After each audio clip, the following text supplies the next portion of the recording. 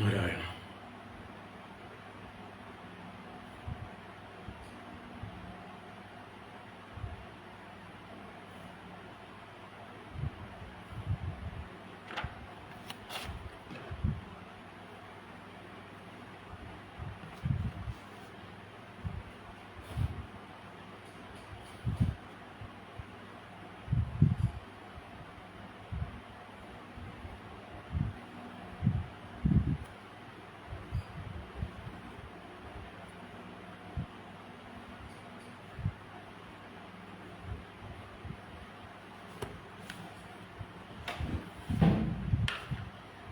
ഹരി ഓം ഹരി ഓം.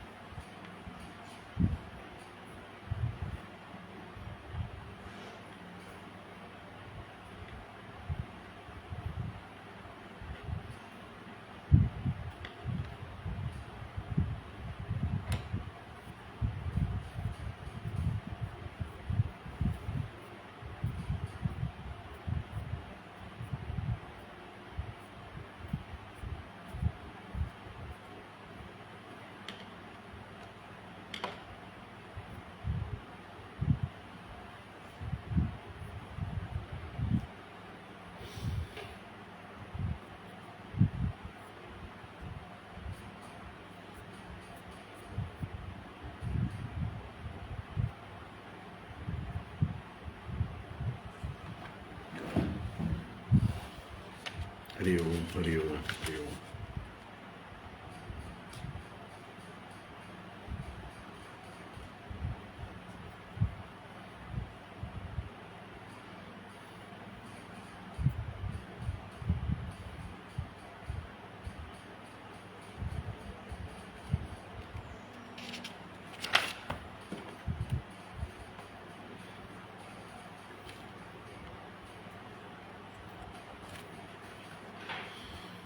ഓം. ശുക്ലാംബരധരം വിഷ്ണും ശശിവർണം ചതുർഭുജം പ്രസന്നവദനം ധ്യായേത് സർവവിഘ്നോപശാന്തയേ.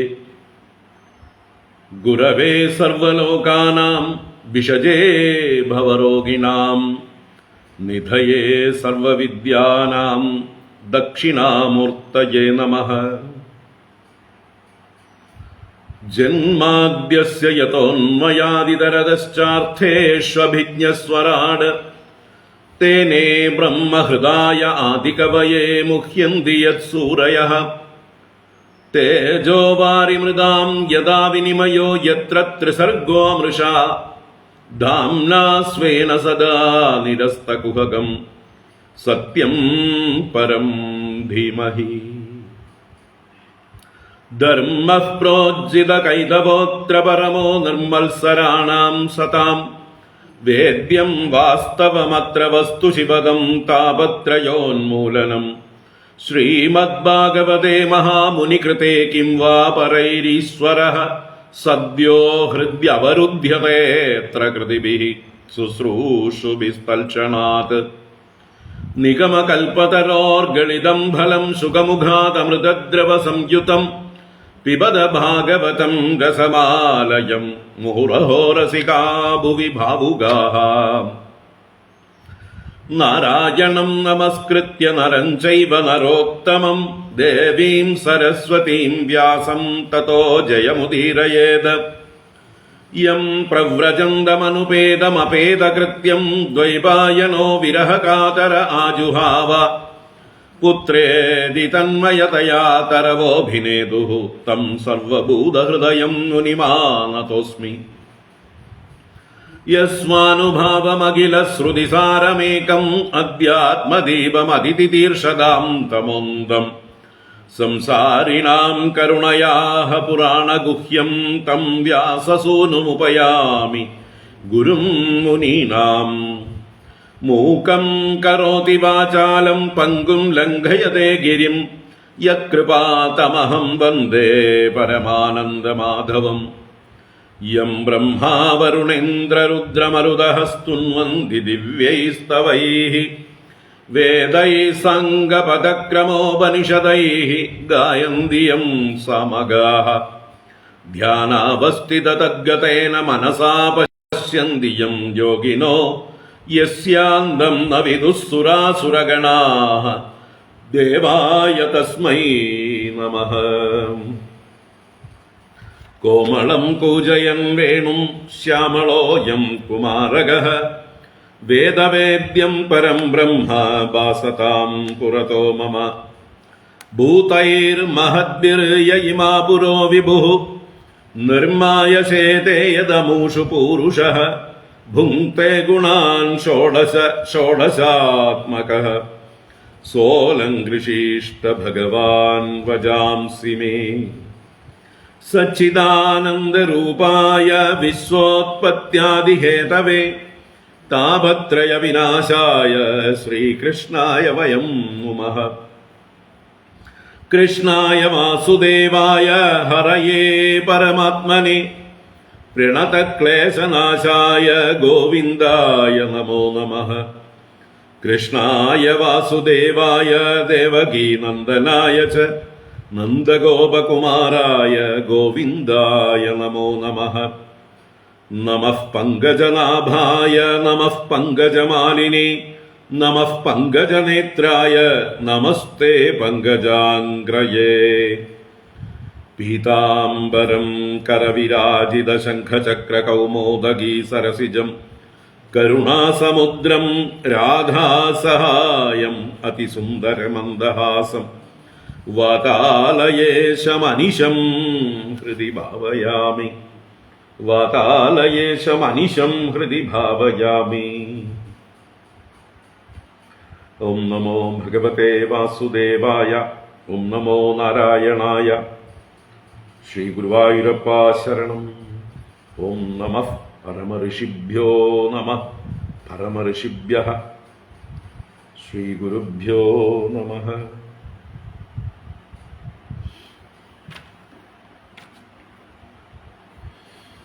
നാരായണ.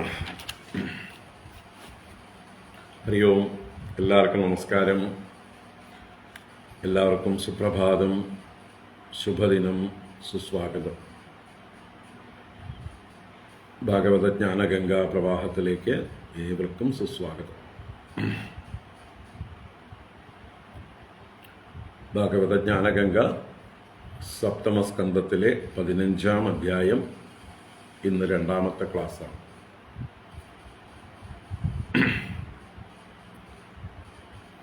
സപ്തമസ്കന്ധത്തിലെ അവസാന 5 അധ്യായങ്ങൾ വർണ്ണാശ്രമധർമ്മങ്ങൾ വർണ്ണിക്കുന്നു. യുധിഷ്ഠിര നാരദ സംവാദ രൂപത്തിൽ. അതിൽ അവസാനത്തെ അധ്യായമാണ് ഈ 15-ാം അധ്യായം.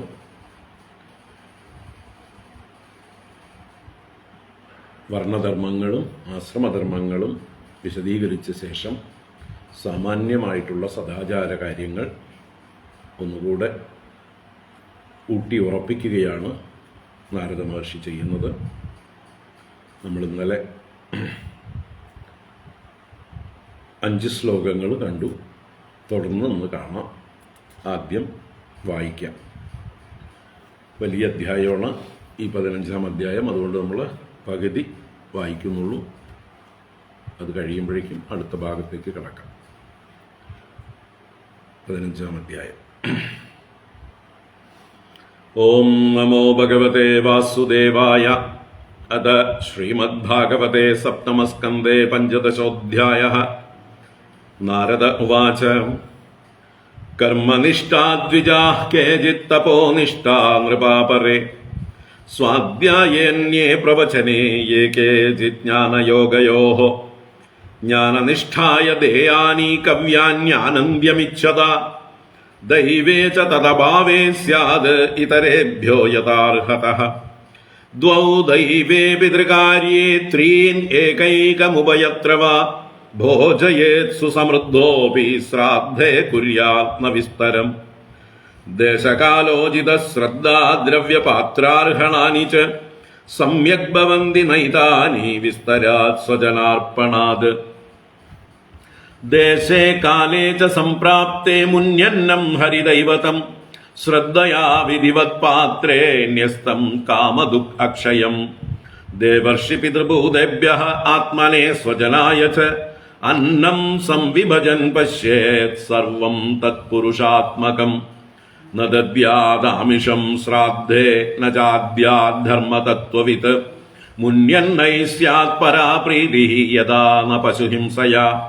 നൈതാദൃശഃ പരോ ധർമ്മോ നൃണാം സദ്ധർമ്മമിച്ഛതാം ന്യാസോ ദണ്ഡസ്യ ഭൂതേഷു മനോവാക്കായജസ്യ യഃ.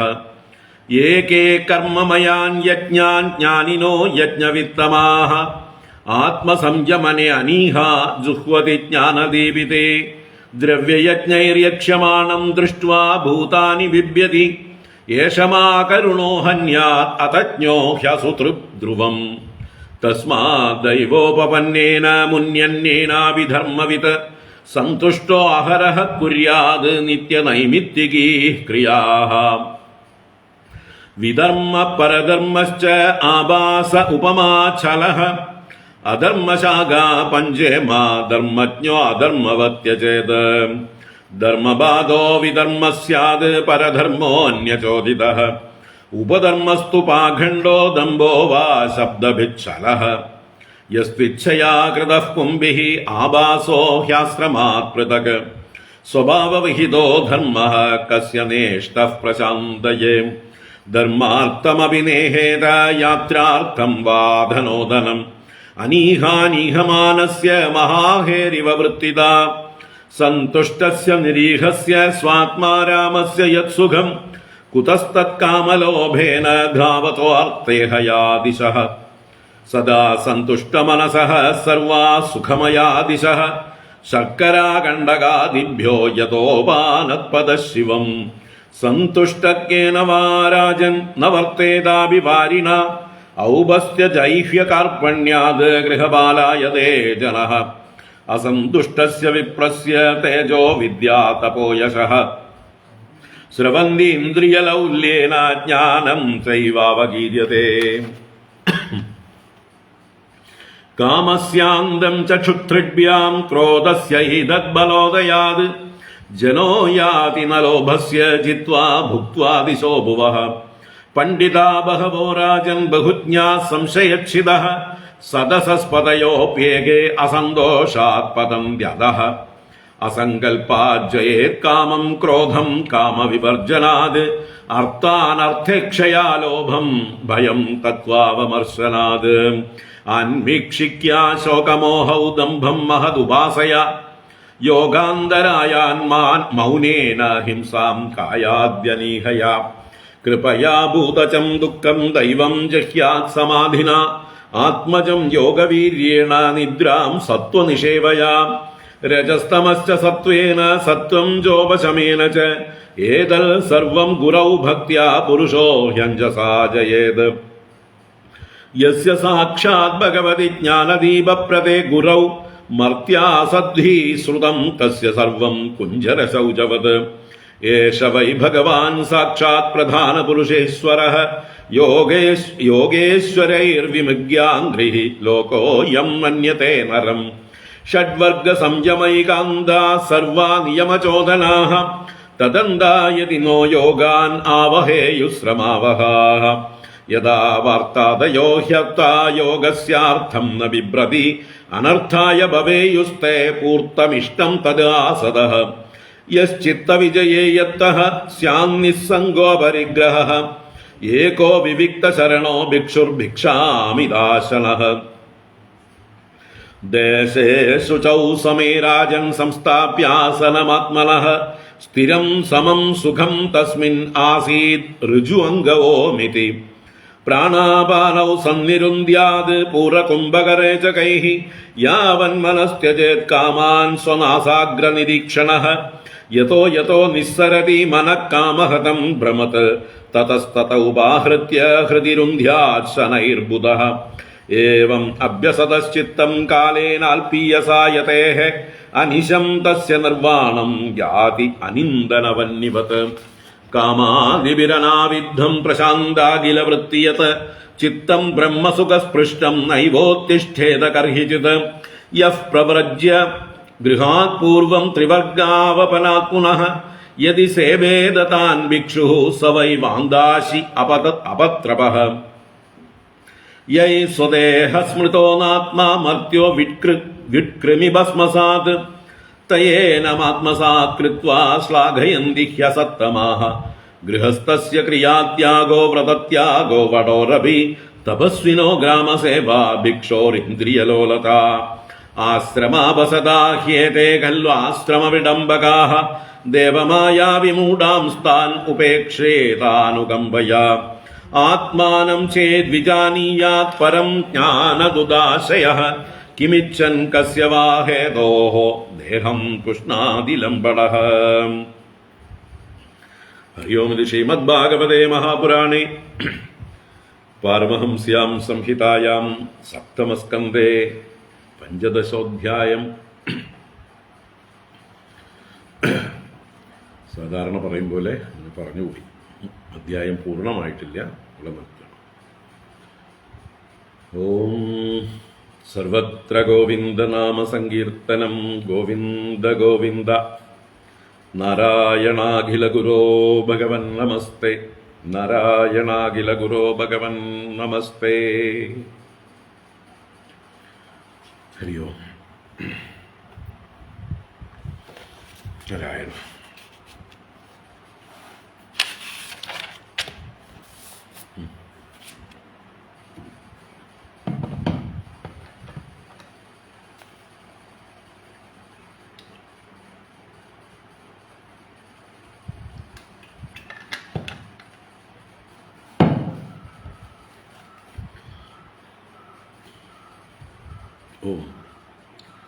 എല്ലാവർക്കും ഒരിക്കൽ കൂടെ നമസ്കാരം. എല്ലാവർക്കും വൈകി വന്നവർക്കും എല്ലാവർക്കും ഭാഗവത ജ്ഞാനഗംഗയിലേക്ക് സുസ്വാഗതം. സപ്തമസ്കന്ധത്തിലെ 15-ാം അധ്യായമാണ് നമ്മളിപ്പോൾ വായിച്ചത്. 80 ശ്ലോകമുള്ള അധ്യായത്തിലെ 40 ശ്ലോകങ്ങളാണ് ഇപ്പോൾ പാരായണം ചെയ്തത്.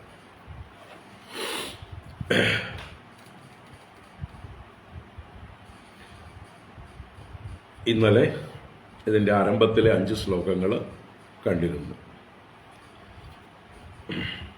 സദാചാരം ഒന്നുകൂടെ വിസ്തരിച്ച് നിർണയിക്കുകയാണ്.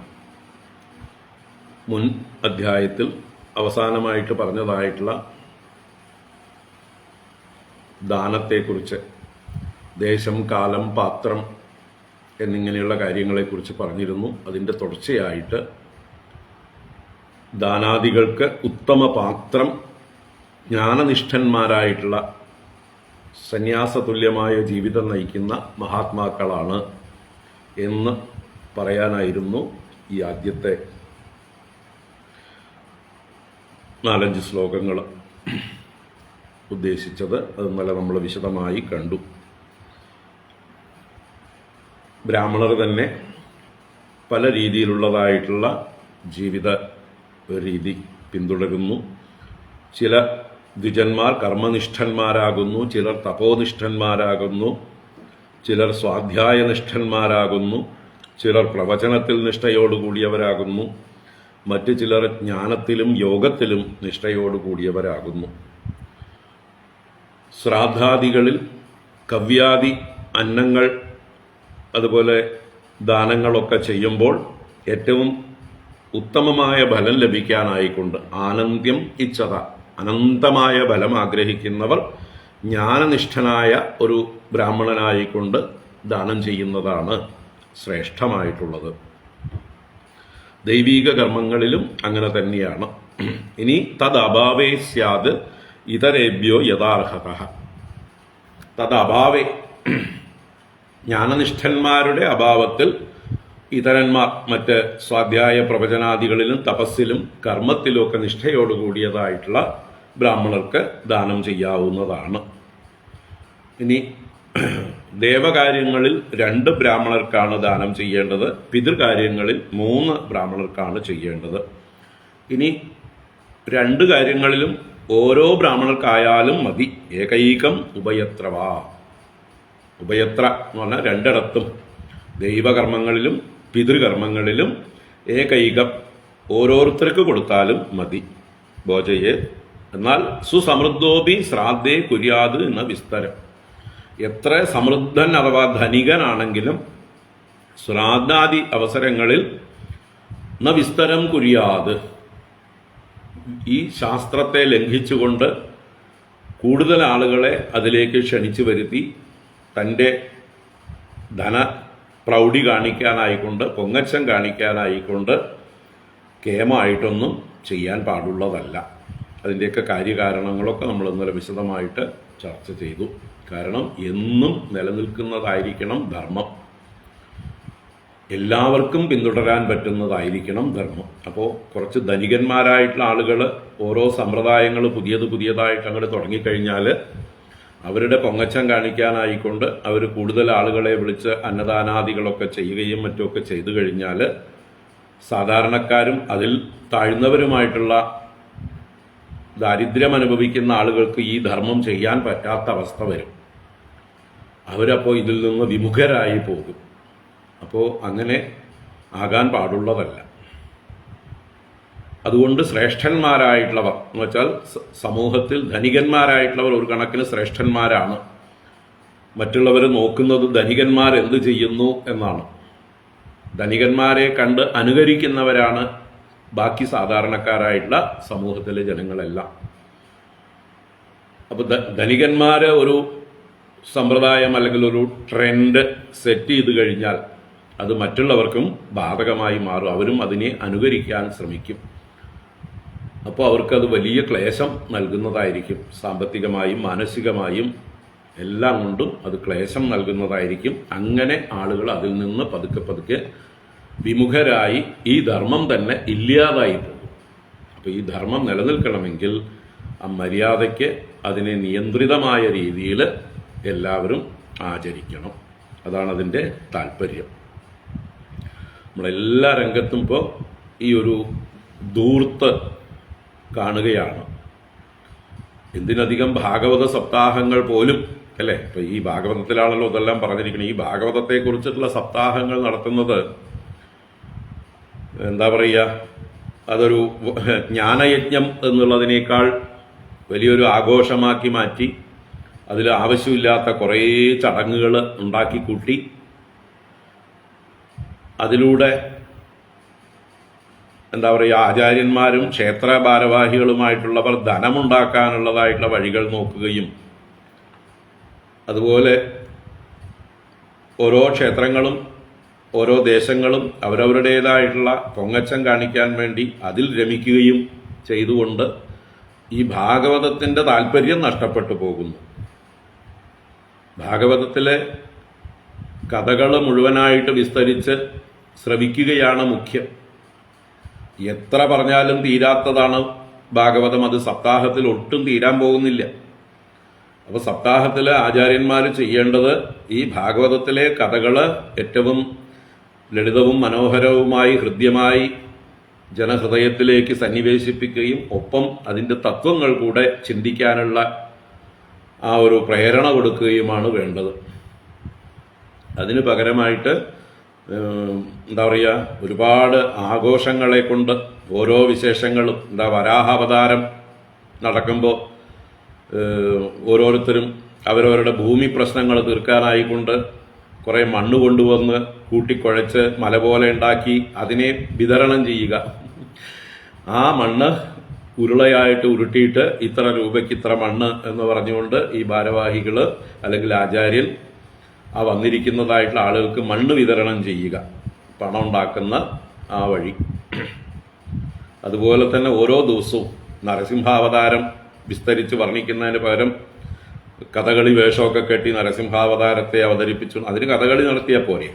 ഇതിനേക്കാൾ നന്നായിട്ട് അവർ കഥകളി സന്ദർഭത്തിൽ നന്നായിട്ട് നടത്തൂലോ. അപ്പോൾ ഭാഗവത സപ്താഹം കഥകളിയല്ല. അതുപോലെ തന്നെ ഓരോ സന്ദർഭങ്ങളും കൃഷ്ണാവതാര സമയത്ത് ചെയ്യേണ്ടതായിട്ടുള്ള ഒരുപാട് കാര്യങ്ങൾ ഇപ്പം ഉണ്ടാക്കി വെച്ചിരിക്കുന്നു. ഓരോന്നും സമയം കളയാനുള്ളതാണ്. ഈ ഭാഗവത കഥകൾ കേൾക്കാനും ആ തത്വം കേൾക്കാനുള്ളതായിട്ടുള്ള സമയത്തിലേക്കാണ് ഇതെല്ലാം കത്തിവെക്കുന്നത്.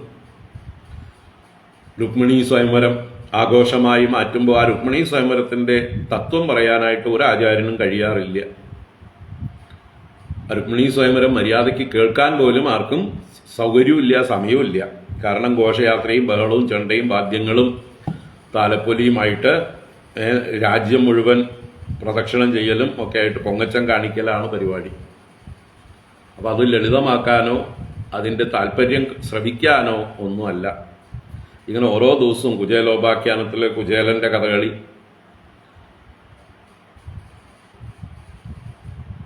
എന്നാ പിന്നെ കുചേല ഉപാഖ്യാനം കഥകളി വെച്ചാലോ കേൾക്കാൻ ആരും കാണാൻ ആരും ഉണ്ടാവില്ല.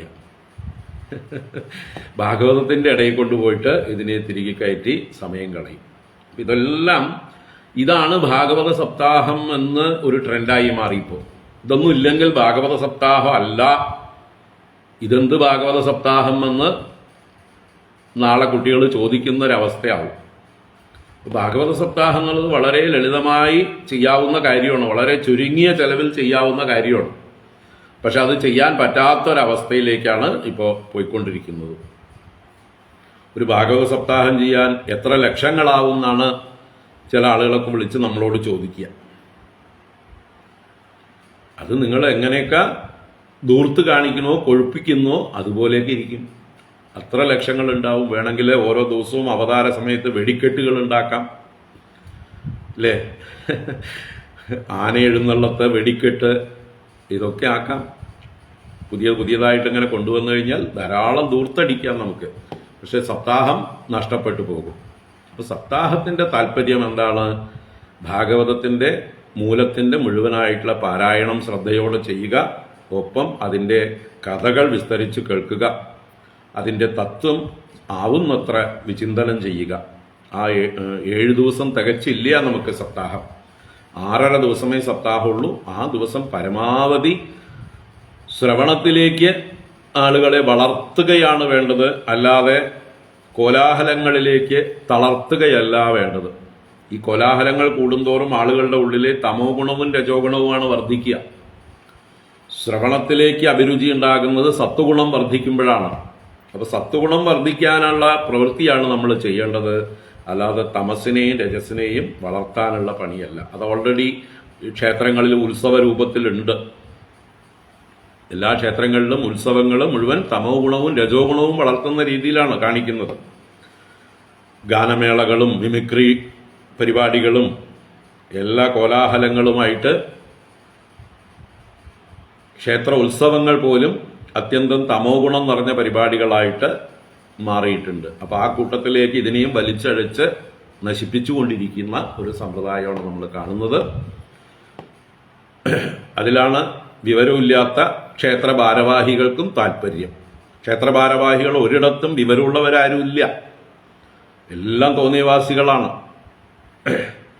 അഹങ്കാരികളും തോന്നിയവാസികളും ആയിട്ടുള്ള ആളുകളാണ് പലയിടത്തും ക്ഷേത്ര ഭാരവാഹികളായിട്ട് സ്ഥാനം പിടിച്ചടക്കിയിരിക്കുന്നത്. മര്യാദക്കാരെയൊക്കെ അവർ ഒഴിവാക്കിയിട്ട് ഇവർ പിടിച്ചടക്കിയിരിക്കണം. എന്നിട്ട് ഇവർക്ക് ദൂർത്ത് കാണിക്കാനും അതിലൂടെ ഇവർക്ക് വല്ല കമ്മീഷൻ ഉണ്ടാക്കാനും ഒക്കെ ഉള്ള വഴികളാണ്. അപ്പം എന്തായാലും ചിന്തിക്കുക, നമ്മൾ ഇങ്ങനെ ഓരോ ചടങ്ങുകളും ദൂർത്തിൻ്റെ മൂർത്ത രൂപങ്ങളായി മാറി എല്ലാം അതിൻ്റെ ആ സ്വത്വം നഷ്ടപ്പെട്ടുകൊണ്ട് ഇരിക്കുന്നു. വളരെ ലളിതമായി നടത്താവുന്ന ഭാഗവത സപ്താഹം, ഇപ്പോൾ ഉച്ചനേരത്തൊക്കെ ലളിതമായിട്ടുള്ള രീതിയിൽ ഭക്ഷണം കൊടുത്താൽ മതി, ലഘു ഭക്ഷണം മതി. പക്ഷെ അത് എല്ലാ ദിവസവും സദ്യയും പായസവും ഒക്കെ ആക്കിയിട്ട് ഉറക്കം തൂങ്ങാൻ വേണ്ടിയിട്ടുള്ള പരിപാടികളും ഒക്കെ ആയിട്ടാണ് പല ക്ഷേത്രങ്ങളിലും ഇത് ചെയ്യുന്നത്. വലിയ സദ്യവട്ടം, അതിന് നാട്ടിലുള്ളവരെ മുഴുവൻ വിളിച്ചു വരുത്തി അതിൻ്റെ ബഹളം. അവരാരും സപ്താഹം കേൾക്കാനുണ്ടാവില്ല. അവർ നേരെ വരുന്നത് അന്നശാലയിലേക്ക് ക്യൂ നിൽക്കാനും അവിടുന്ന് കഴിച്ചിട്ട് അവിടുന്ന് പോകാനുമാണ്. ഇതല്ല സപ്താഹത്തിന്റെ ഉദ്ദേശം. സപ്താഹത്തിൽ പങ്കെടുക്കുന്ന ആളുകൾക്ക് അവർക്ക് വീട്ടിൽ ചെന്ന് ഭക്ഷണം കഴിച്ചു വരാനുള്ളതായിട്ട് സമയമില്ല, വീട്ടിൽ ചെന്ന് ഉണ്ടാക്കാനുള്ള സമയമില്ല. അതുകൊണ്ട് ശ്രവണത്തിന് സഹായിക്കാൻ വേണ്ടിയിട്ടാണ് ഇതിനോടനുബന്ധമായിട്ട് അന്നദാനം നിശ്ചയിച്ചിരിക്കുന്നത്. അത് ചെറിയ തോതിൽ ലഘു ഭക്ഷണം മതി, സാത്വികമായിട്ടുള്ള ഭക്ഷണം മതി, ഉറക്കം വരാത്ത രീതിയിലുള്ള ഭക്ഷണം മതി. അപ്പം അതൊക്കെ മാറി. ഇപ്പോൾ ഒരു സപ്താഹം നടത്തണമെങ്കിൽ ആദ്യം അതിൻ്റെ അന്നദാനത്തെക്കുറിച്ച് ഓർക്കുമ്പോൾ പേടിയാവും ആളുകൾക്ക്.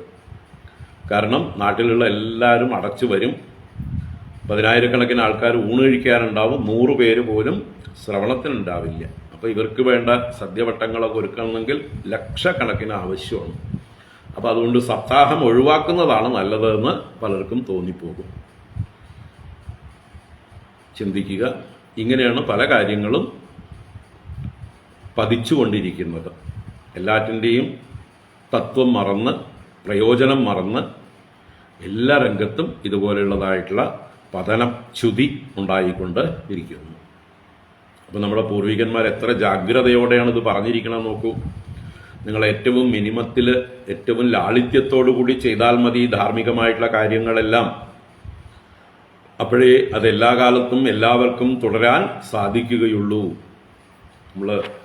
അതാണ് ഇന്നലെ വിസ്തരിച്ച് കണ്ടത്. ഓരോ ദേശത്തിനും കാലത്തിനും ഉചിതമായ ശ്രദ്ധയോടുകൂടെ നല്ല ദ്രവ്യങ്ങൾ നല്ല പാത്രങ്ങൾക്ക് കൊടുക്കുമ്പോഴാണ് അത് ഉത്തമമായിട്ട് മാറുന്നത്. അല്ലാതെ വിസ്തരിക്കുമ്പോൾ ഇതിലെല്ലാം ലോപം സംഭവിക്കും.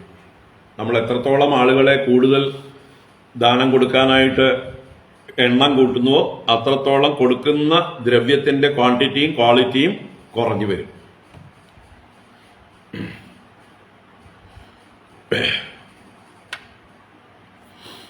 കൂടുതൽ കൂടുതൽ ആളുകൾക്ക് കൊടുക്കാൻ എന്താവും, വെള്ളം ചേർക്കും. കൊടുക്കാനുള്ള ദ്രവ്യങ്ങളെ എണ്ണം കുറയ്ക്കുകയോ വണ്ണം കുറയ്ക്കുകയോ അതിൻ്റെ ഗുണം കുറയ്ക്കുകയോ ഒക്കെ ചെയ്ത് അതിലൊക്കെ വെള്ളം ചേർക്കും. അപ്പോൾ കിട്ടേണ്ടവർക്ക് വേണ്ടതുപോലെ കിട്ടുകയില്ല. അപ്പം അതുകൊണ്ട് വിസ്തരിക്കുകയല്ല വേണ്ടത്, സ്വജനങ്ങളെയൊക്കെ വിളിച്ചു കൂട്ടിയിട്ട് പൊങ്ങച്ചം കാണിക്കുകയല്ല വേണ്ടത്. ചെയ്യേണ്ട ധർമ്മത്തെ മര്യാദയ്ക്ക് ചെയ്യുക. ഇതാണ് സനാതനധർമ്മം നമ്മളോട് പറയുന്നത്. ദേശേ കാലേച സംപ്രാപ്തേ മുന്യന്നം ഹരിദൈവതം ശ്രദ്ധയാ വിധിവത് പാത്രേ ന്യസ്തം കാമദുഃഖ് അക്ഷയം. അതാണ് അവസാനം കണ്ടത്. അപ്പോൾ ദേശവും കാലവും അനുസരിച്ച് സംപ്രാപ്തനായ പാത്രത്തിൽ നമ്മുടെ മുമ്പിൽ വന്നു ചേർന്ന ഉത്തമ പാത്രത്തിനായിക്കൊണ്ട് ഹരിദൈവതം മുന്യന്നം, ഹരിയാകുന്ന ദൈവതത്തോടു കൂടിയത് എന്ന് വെച്ചാൽ ഹരിക്ക് സമർപ്പിച്ചതായിട്ടുള്ള യജ്ഞസ്വരൂപനായ ഭഗവാന് സമർപ്പിച്ച യജ്ഞപ്രസാദം, യജ്ഞശിഷ്ടം എന്ന് പറയുന്ന ആ അന്നത്തെ, അത് മുനി അന്നം എന്ന് പറഞ്ഞപ്പോൾ ഏറ്റവും സാത്വികമായതും ഏറ്റവും ലളിതമായതും, അല്ലാതെ രജസും തമസും നിറഞ്ഞ അന്നമല്ല, അതും ധൂർത്തിന്റെ അന്നമല്ല. ഏറ്റവും ലാളിത്യത്തോടുകൂടെ മുനിമാർ എങ്ങനെയാണോ വനങ്ങളിൽ എത്ര ലഘുഭക്ഷണം കഴിച്ച് കഴിയുന്നുവോ, കാട്ടിൽ നിന്ന് കിട്ടുന്നതായിട്ടുള്ള ഫലമൂലങ്ങളെ കൊണ്ടും അതുപോലെ തന്നെയുള്ള എന്താ പറയുക, സസ്യങ്ങളിൽ നിന്ന് കിട്ടുന്ന ഇലകളോ അല്ലെങ്കിൽ കായ്കനികളോ കൊണ്ട് അവരെങ്ങനെ കഴിച്ചു കൂട്ടുന്നുവോ, കാട്ടിൽ കിട്ടുന്ന ധാന്യങ്ങളെ കൊണ്ട് എങ്ങനെ കഴിയുന്നുവോ, അല്ലെങ്കിൽ കൃഷിസ്ഥലത്തുനിന്ന് പെറുക്കിയെടുത്തതായിട്ടുള്ള ധാന്യം കൊണ്ട് എങ്ങനെ കഴിയുന്നുവോ, അങ്ങനെ അധികം ധൂർത്തില്ലാതെ ലക്ഷറി ഇല്ലാതെ വേണം ഇങ്ങനെയുള്ള കാര്യങ്ങളൊക്കെ ചെയ്യാനായിക്കൊണ്ട്. അങ്ങനെയാണെങ്കിൽ കാമദുഃഖ്, അത് കാമധേനുവായി ഭവിക്കുന്നു. അക്ഷയ്യം, നാശരഹിതമായിട്ടുള്ള അനന്തമായിട്ടുള്ള ഫലത്തെ നൽകുന്നതാകുന്നു. എല്ലാ കാലത്തും നമുക്ക് ഈ ഒരു മാർഗം പിന്തുടരാൻ പ്രയാസവും ഇല്ല, എല്ലാവർക്കും പിന്തുടരാവുന്നതാണ്. ഈ തത്വം എല്ലാവരുടെ ഉള്ളിലും ഓർമ്മയിരിക്കട്ടെ. അങ്ങനെ ഏത് അടിയന്തരങ്ങൾ, ഏത് സത്കർമ്മങ്ങൾ നമ്മൾ നടത്തുമ്പോഴും അത് പൊങ്ങച്ചത്തിനാവാതിരിക്കട്ടെ, ധാർമ്മികമായിട്ടുള്ള രീതിയിൽ, ശാസ്ത്രങ്ങൾ വിധിച്ചിരിക്കുന്ന രീതിയിൽ ആവട്ടെ. തുടരാം നമുക്ക്. ദേവർഷി പിതൃഭൂതേഭ്യഃ ആത്മനേ സ്വജനായ ച അന്നം സംവിഭജൻ പശ്യേത് സർവം തത്പുരുഷാത്മകം.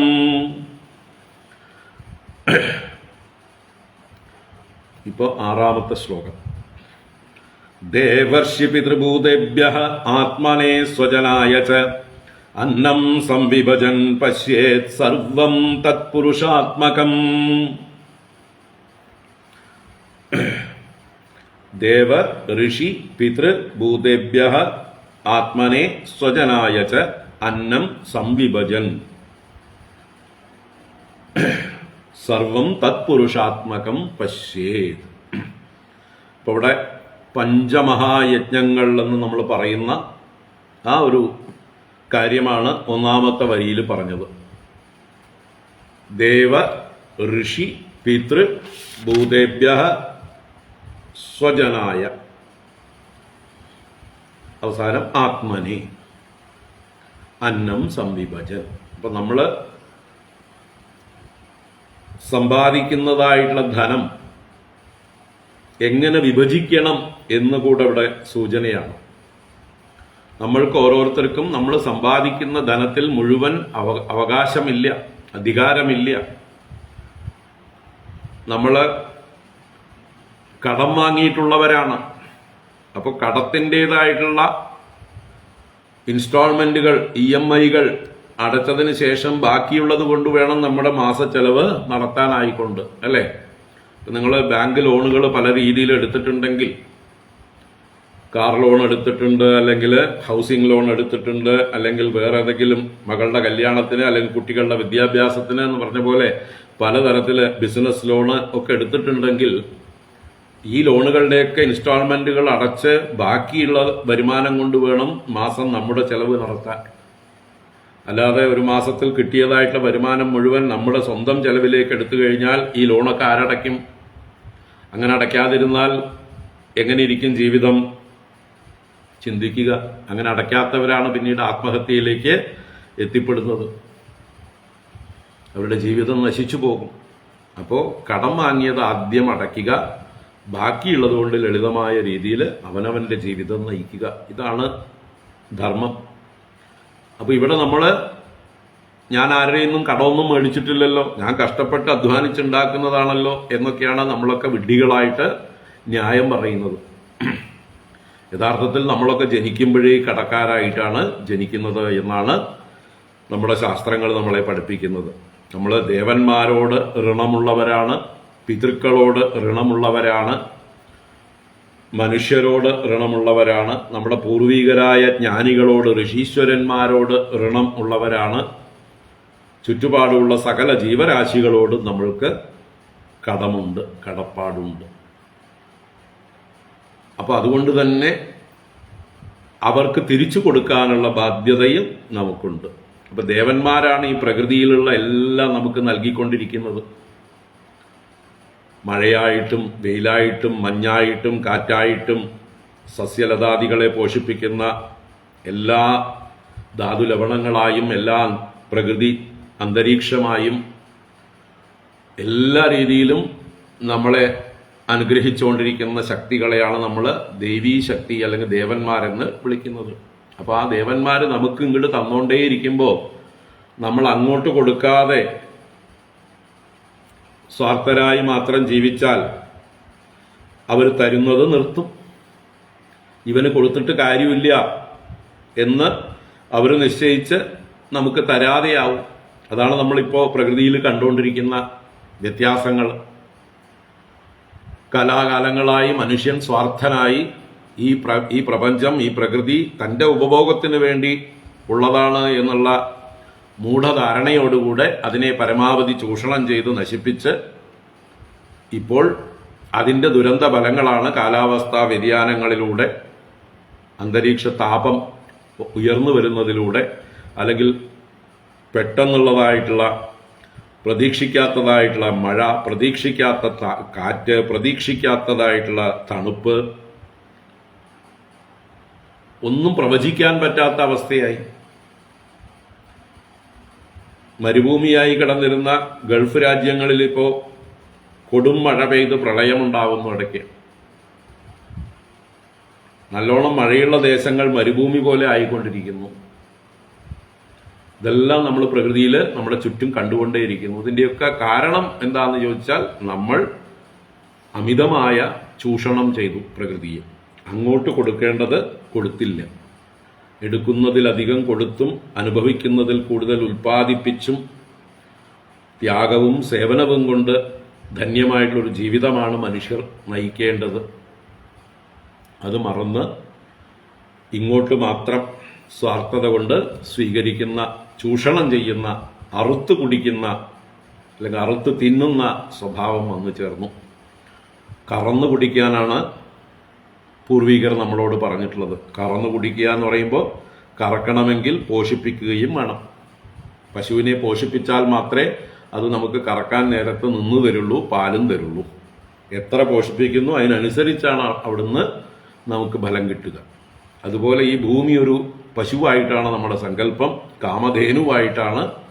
ആ കാമധേനുവിനെ നമ്മൾ അങ്ങോട്ട് പോഷിപ്പിച്ചാൽ മാത്രമേ ഇങ്ങോട്ട് അത് നമുക്ക് ചുരന്നു തരുള്ളൂ. ഇതാണ് നമ്മുടെ ഉള്ളിൽ ഉണ്ടാവേണ്ടതായിട്ടുള്ള സങ്കല്പം. ഈ രീതിയിൽ വേണം നമ്മൾ ജീവിക്കാൻ. നമ്മൾ പ്രകൃതിയിലുള്ള ഏത് ദ്രവ്യങ്ങളും അനാവശ്യമായി വിനിയോഗം ചെയ്യുന്നത്, ഉപഭോഗം ചെയ്യുന്നത് ഒരു തെറ്റായ കാര്യമാണെന്നുള്ള ബോധം വേണം. അത് ഇന്നത്തെ തലമുറയിൽ ആരും ആരെയും പഠിപ്പിക്കുന്നില്ല. പേരിന് സ്കൂളിൽ ചില സിലബസിൽ ചില കാര്യങ്ങൾ പറയുന്നു എന്നല്ലാതെ അത് പ്രായോഗികമായിട്ട് വീട്ടിലാണ് അച്ഛനമ്മമാരാണ് പഠിപ്പിക്കേണ്ടത്. വീട്ടിൽ ഓരോ ദിവസത്തെയും പ്രവൃത്തികളിലൂടെയാണ് അത് പഠിപ്പിച്ചു കൊടുക്കേണ്ടത്. അത് ആരും ശ്രദ്ധിക്കുന്ന പോലുമില്ല. അച്ഛനമ്മമാർക്ക് തന്നെ ഒരു കാര്യത്തിലും ശ്രദ്ധയില്ല. കെയർലെസ് ആയിട്ടുള്ള ഒരു ജീവിതമാണ് എല്ലാവരും നയിച്ചുകൊണ്ടിരിക്കുന്നത്. നമ്മൾ ചെലവാക്കുന്നതായിട്ടുള്ള വെള്ളം, നമ്മൾ ഉപയോഗിക്കുന്നതായിട്ടുള്ള വൈദ്യുതി, അതുപോലെ പ്രകൃതിയിൽ ഉണ്ടാക്കുന്ന മലിനീകരണങ്ങൾ, ഇതെല്ലാം നമ്മൾ സ്വയം ബോധമുള്ളവരായി നിയന്ത്രിക്കുന്നവരായി മാറണം. അത് കുട്ടികളെയും എപ്പോഴും പഠിപ്പിക്കണം. ഇത് നമ്മൾ എവിടെ പോയാലും കാണുന്നില്ല ഇപ്പം. ഇതാണ് ശീലിക്കേണ്ടത്. പരമാവധി ഉപഭോഗം കുറയ്ക്കുക. നമ്മൾ ആവശ്യമുള്ളിടത്ത് മാത്രം ലൈറ്റ് ഇടുക, ഫാൻ ഉപയോഗിക്കുക, അതുപോലെയുള്ള ഇലക്ട്രിക് സാധനങ്ങൾ ഉപയോഗിക്കുക. ആവശ്യം കഴിഞ്ഞ ഉടനെ അവിടുന്ന് എഴുന്നേൽക്കുമ്പോൾ അത് ഓഫ് ചെയ്യുന്ന ശീലം ആർക്കും കാണുന്നില്ല. ഏത് കാര്യത്തിലും ഉടനെ ഓഫ് ചെയ്യണം. ഒരു വെള്ളത്തിൻ്റെ മോട്ടർ ഓൺ ചെയ്ത് വെച്ചിട്ടുണ്ടെങ്കിൽ അതിൽ ജാഗ്രത വേണം. എപ്പോഴാണത് നിറഞ്ഞൊഴുകുന്നത്, ശബ്ദം ചെവി ഒരു ഭാഗത്ത് ഉണ്ടാവണം. എവിടെയെങ്കിലും വെള്ളം വീഴുന്ന ശബ്ദം കേട്ടാൽ അപ്പോൾ ഓഫ് ചെയ്യാനുള്ളതായിട്ടുള്ള ബോധം ഉണ്ടാവണം. ഇത് കറണ്ടും പോയിക്കൊണ്ടിരിക്കണു, വെള്ളവും പോയിക്കൊണ്ടിരിക്കണു. ഇതാണ് ഇന്നത്തെ ആളുകളുടെ രീതികൾ പലയിടത്തും നമ്മൾ കാണുന്നത്. അപ്പം ഇങ്ങനെ ഓരോ കാര്യത്തിലും വളരെ ജാഗ്രത ഉള്ളവരായി മാറണം. അപ്പം ഇങ്ങനെ പ്രകൃതിയെ സംരക്ഷിക്കുന്ന ഉത്തരവാദിത്വമുള്ളവരാവണം. അതാണ് ദേവയജ്ഞം എന്ന് പറയുന്നത്. അല്ലാതെ എന്താ പറയുക, അഗ്നിഹോത്രാദികൾ അല്ലെങ്കിൽ ഹോമകുണ്ടങ്ങളിൽ ചെന്ന് സ്വാഹ സ്വാഹ സ്വാഹ എന്ന് പറഞ്ഞ് ദ്രവ്യങ്ങൾ സമർപ്പിക്കൽ മാത്രമല്ല ദേവയജ്ഞം. പ്രകൃതി സംരക്ഷണം കൂടി ദേവയജ്ഞത്തിൻ്റെ ഭാഗമാണ്. അപ്പം ഇങ്ങനെ ദേവന്മാരോട്, ഋഷിമാർ നമ്മുടെ പൂർവികരായ ജ്ഞാനികൾ, നമ്മൾക്ക് അറിവ് പകർന്നു തന്നിട്ടുള്ളവർ, ആ അറിവിനെ നമ്മൾ വേണ്ടതുപോലെ ഉൾക്കൊള്ളാനും അത് മറ്റുള്ളവർക്ക് പകർന്നു കൊടുക്കാനുള്ളതായിട്ടുള്ള കാര്യങ്ങളാണ് സ്വാധ്യായ പ്രവചനങ്ങൾ. അതാണ് ഋഷിയജ്ഞം എന്നുള്ളതായിട്ടുള്ള യജ്ഞം. അതുപോലെ പിതൃക്കൾക്ക് ചെയ്യേണ്ടതായിട്ടുള്ള തർപ്പണാദികൾ, ആ പിതൃസ്മരണ, ജീവിച്ചിരിക്കുന്ന പിതൃക്കളെ സേവിക്കുക, ഇതെല്ലാം ചെയ്തുകൊണ്ട് ഭൂതേഭ്യ, ചുറ്റുപാടുള്ളതായിട്ടുള്ള മറ്റു ജീവജാലങ്ങളെയും പരിഗണിച്ചുകൊണ്ട് ജീവിക്കുക. ആത്മനെ, അവനവൻ്റെ പങ്ക് ഏറ്റവും ചുരുങ്ങിയതെടുത്തുകൊണ്ട്, സ്വജനായ, നമ്മളുടെ ചുറ്റും നമ്മളെ ആശ്രയിച്ചിരിക്കുന്ന ജോലിക്കാരാവാം, ബന്ധുജനങ്ങളാവാം, അങ്ങനെയുള്ള ആളുകൾക്ക് അവരെയാണ് സ്വജനങ്ങൾ എന്ന് പറയുന്നത്. നമ്മുടെ ബന്ധുക്കളാവാം, നമ്മളെ ആശ്രയിച്ചിരിക്കുന്നതായിട്ടുള്ള ഭൃത്യാദികളാവാം. അപ്പോൾ അവർക്കും ഒക്കെ വേണ്ടത് വിഭജിച്ചു കൊടുക്കണം. ഇവിടെ വീട്ടിലെ വേലക്കാരാണെങ്കിൽ നമ്മൾ ഏതെങ്കിലും സ്ഥാപനങ്ങൾ നടത്തുന്നുണ്ടെങ്കിൽ അവിടുത്തെ വേലക്കാർക്കാണെങ്കിലും അർഹിക്കുന്നത് കൊടുക്കണം. അവരെ ചൂഷണം ചെയ്യുക അല്ല, അവർക്ക് അർഹിക്കുന്നത് കൊടുക്കുക. ചിലർ ജോലിക്കാർ നമ്മളെ ചൂഷണം ചെയ്യുന്നുണ്ടാവും. അത് ഇന്നത്തെ കാലത്തിൻ്റെ മാറ്റമാണ്. പണ്ട് നമ്മൾ ജോലിക്കാരെ ചൂഷണം ചെയ്തിരുന്നു, ഇപ്പോൾ തിരിച്ചാണ്. എങ്കിലും ഇതിൻ്റെ ഇടയ്ക്ക് നല്ലവരും ഉണ്ടാവാം. എല്ലാം തിരിച്ചറിഞ്ഞുകൊണ്ട് ഓരോരുത്തർക്കും അർഹതയുള്ളത് കൊടുക്കാനുള്ളതായിട്ടൊരു മനസ്സ് നമുക്ക് ഉണ്ടാവണം. അപ്പം അങ്ങനെ സ്വജനങ്ങളുടെ കാര്യവും നോക്കി അങ്ങനെ 6 ആയിട്ടാണ് നമ്മുടെ സമ്പാദ്യത്തെ നമ്മൾ വിഭജിക്കേണ്ടത്. ദേവന്മാർക്കൊരു പങ്ക്, ഋഷിമാർക്കൊരു പങ്ക്, പിതൃക്കൾക്കൊരു പങ്ക്, ഭൂതങ്ങൾക്ക് ചുറ്റുപാടുള്ള മൃഗങ്ങൾക്കും സസ്യജാലങ്ങൾക്കും ഒക്കെ ആയിട്ടൊരു പങ്ക്, സ്വജനങ്ങൾക്കായിട്ടൊരു പങ്ക്, അവനവന് ഒരു പങ്ക്. അവനവന് 6-1 അർഹതയുള്ളൂ എന്നാണ് ശാസ്ത്രം പറയുന്നത്. 6 രൂപ സമ്പാദിച്ചാൽ അതിൽ 1 രൂപയ്ക്ക് നമുക്ക് അവകാശം ഉള്ളൂ എന്ന് സാമാന്യമായിട്ട് പറയാം. അപ്പൊ അന്നം സംവിഭജൻ, ഇങ്ങനെ അന്നത്തെ സമ്യക്കായി വിഭജിച്ചുകൊണ്ട് പശ്യേത് സർവം തത്പുരുഷാത്മകം, സർവം ഈ ലോകത്തെ മുഴുവൻ തത്പുരുഷാത്മകം പശ്യേത്. തത്പുരുഷാത്മകം എന്ന് പറഞ്ഞാൽ സർവം തത്, ഇത് മുഴുവനും, പുരുഷാത്മകം ഇത് പശ്യേത്. പുരുഷാത്മകം എന്ന് പറഞ്ഞാൽ ഈശ്വര സ്വരൂപമാണ് എന്ന്. പുരുഷന്റെ ആത്മാവാണ് അഥവാ ശരീരമാണ്. ഇവിടെ ആത്മശബ്ദത്തിന് ശരീരം എന്നർത്ഥം. അപ്പോൾ പുരുഷനാണ്, ഈശ്വരനാണ് ഈ പ്രപഞ്ചത്തിന്റെ മുഴുവൻ ആത്മാവ്. പുരുഷന്റെ ശരീരമാണ് ഈ പ്രപഞ്ചം. അപ്പൊ നമ്മൾ എന്ത് ചെയ്യുന്നതും ഈശ്വരനുള്ള പൂജയാണ്, ഈശ്വരനുള്ള സേവയാണ് എന്നുള്ള ആ ഒരു ഭാവത്തിൽ ചെയ്യണം. ആർക്ക് കൊടുക്കുമ്പോഴും ആ എല്ലായിടത്തും നിറഞ്ഞിരിക്കുന്ന പൂർണ്ണനായ പുരുഷന്, എല്ലാറ്റിനെയും നിറച്ചിരിക്കുന്ന, സ്വയം എല്ലാറ്റിലും നിറഞ്ഞിരിക്കുന്ന ആ ഈശ്വരന് ഉള്ള സമർപ്പണമാണ് എന്ന് നിഷ്കാമഭാവത്തിൽ സമർപ്പിക്കണം എന്നാണ്. എല്ലാം ഈശ്വരമയമായി കാണണം. പശ്യേത് ഈശാവാസ്യം ഇദം സർവം പുരുഷയേവ ഇദകം സർവം സർവം ഖൽവിതം ബ്രഹ്മ സർവം വിഷ്ണുമയം ജഗത്. ഇങ്ങനെയുള്ള ഭാവനയോടുകൂടെ എല്ലാം, യാതൊന്നു കാൺമതതു നാരായണ പ്രതിമ, യാതൊന്നു കേൾപ്പതതു നാരായണ സ്തുതികൾ, യാതൊന്നു ചെയ്വതതു നാരായണാർച്ചനകൾ, യാതൊന്നതൊക്കെ ഹരിനാരായണായ നമ. ഈ ഭാവത്തിൽ ജീവിക്കണം. അങ്ങനെ എല്ലാറ്റിലും ഈശ്വരനെ കാണുമ്പോൾ എല്ലാറ്റിനും നമ്മൾ ആത്മാർത്ഥമായി സമർപ്പിക്കാൻ ഉള്ളതായിട്ടുള്ളൊരു ഭാവം നമ്മൾക്ക് ഉണ്ടാവും.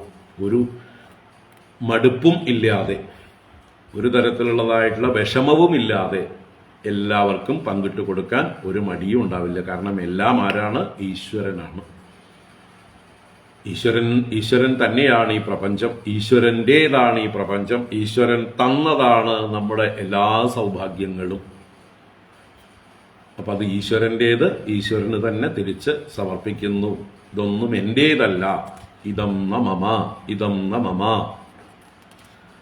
എന്ന ഭാവത്തില് തേന തെക്തേന ഭുഞ്ചീതാഹ മാകൃത കസ്വസിദ്ധനം.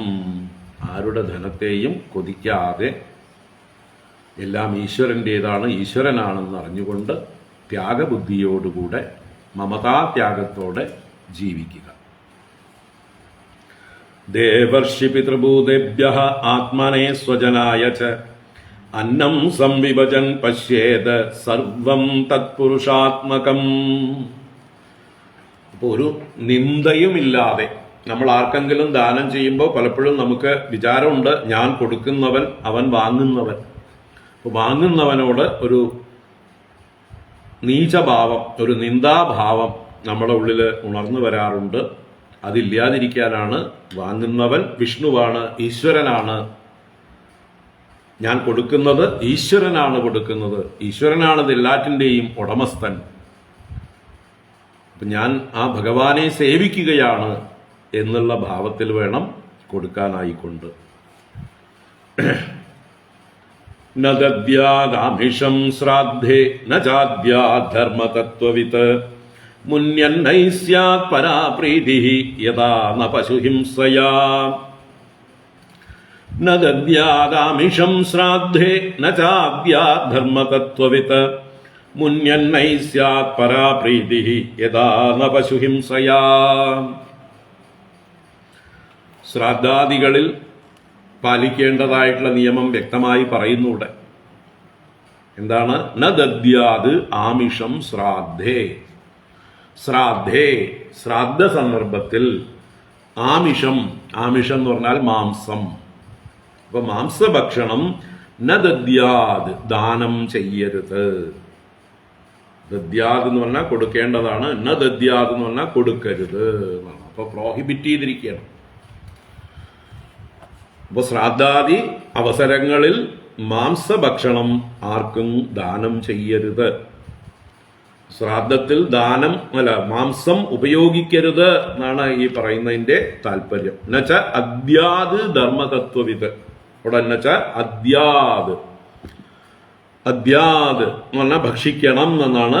നച്ച അദ്യാത് എന്ന് പറഞ്ഞാലോ ഭക്ഷിക്കരുത് എന്നാണ്. അദനം ചെയ്യുക എന്ന് പറഞ്ഞാൽ ഭക്ഷിക്കുക എന്നാണ്. അത് ധാതു ഭക്ഷിക്കുന്നു. അദ്യതേ എന്ന് ക്രിയാരൂപം. അദ്യതേ ഭക്ഷിക്കുന്നു. അത്തി, അതും അത് എന്നുള്ള ധാതുവിൽ നിന്നാണ്. അത്തി ഭക്ഷിക്കുന്നു,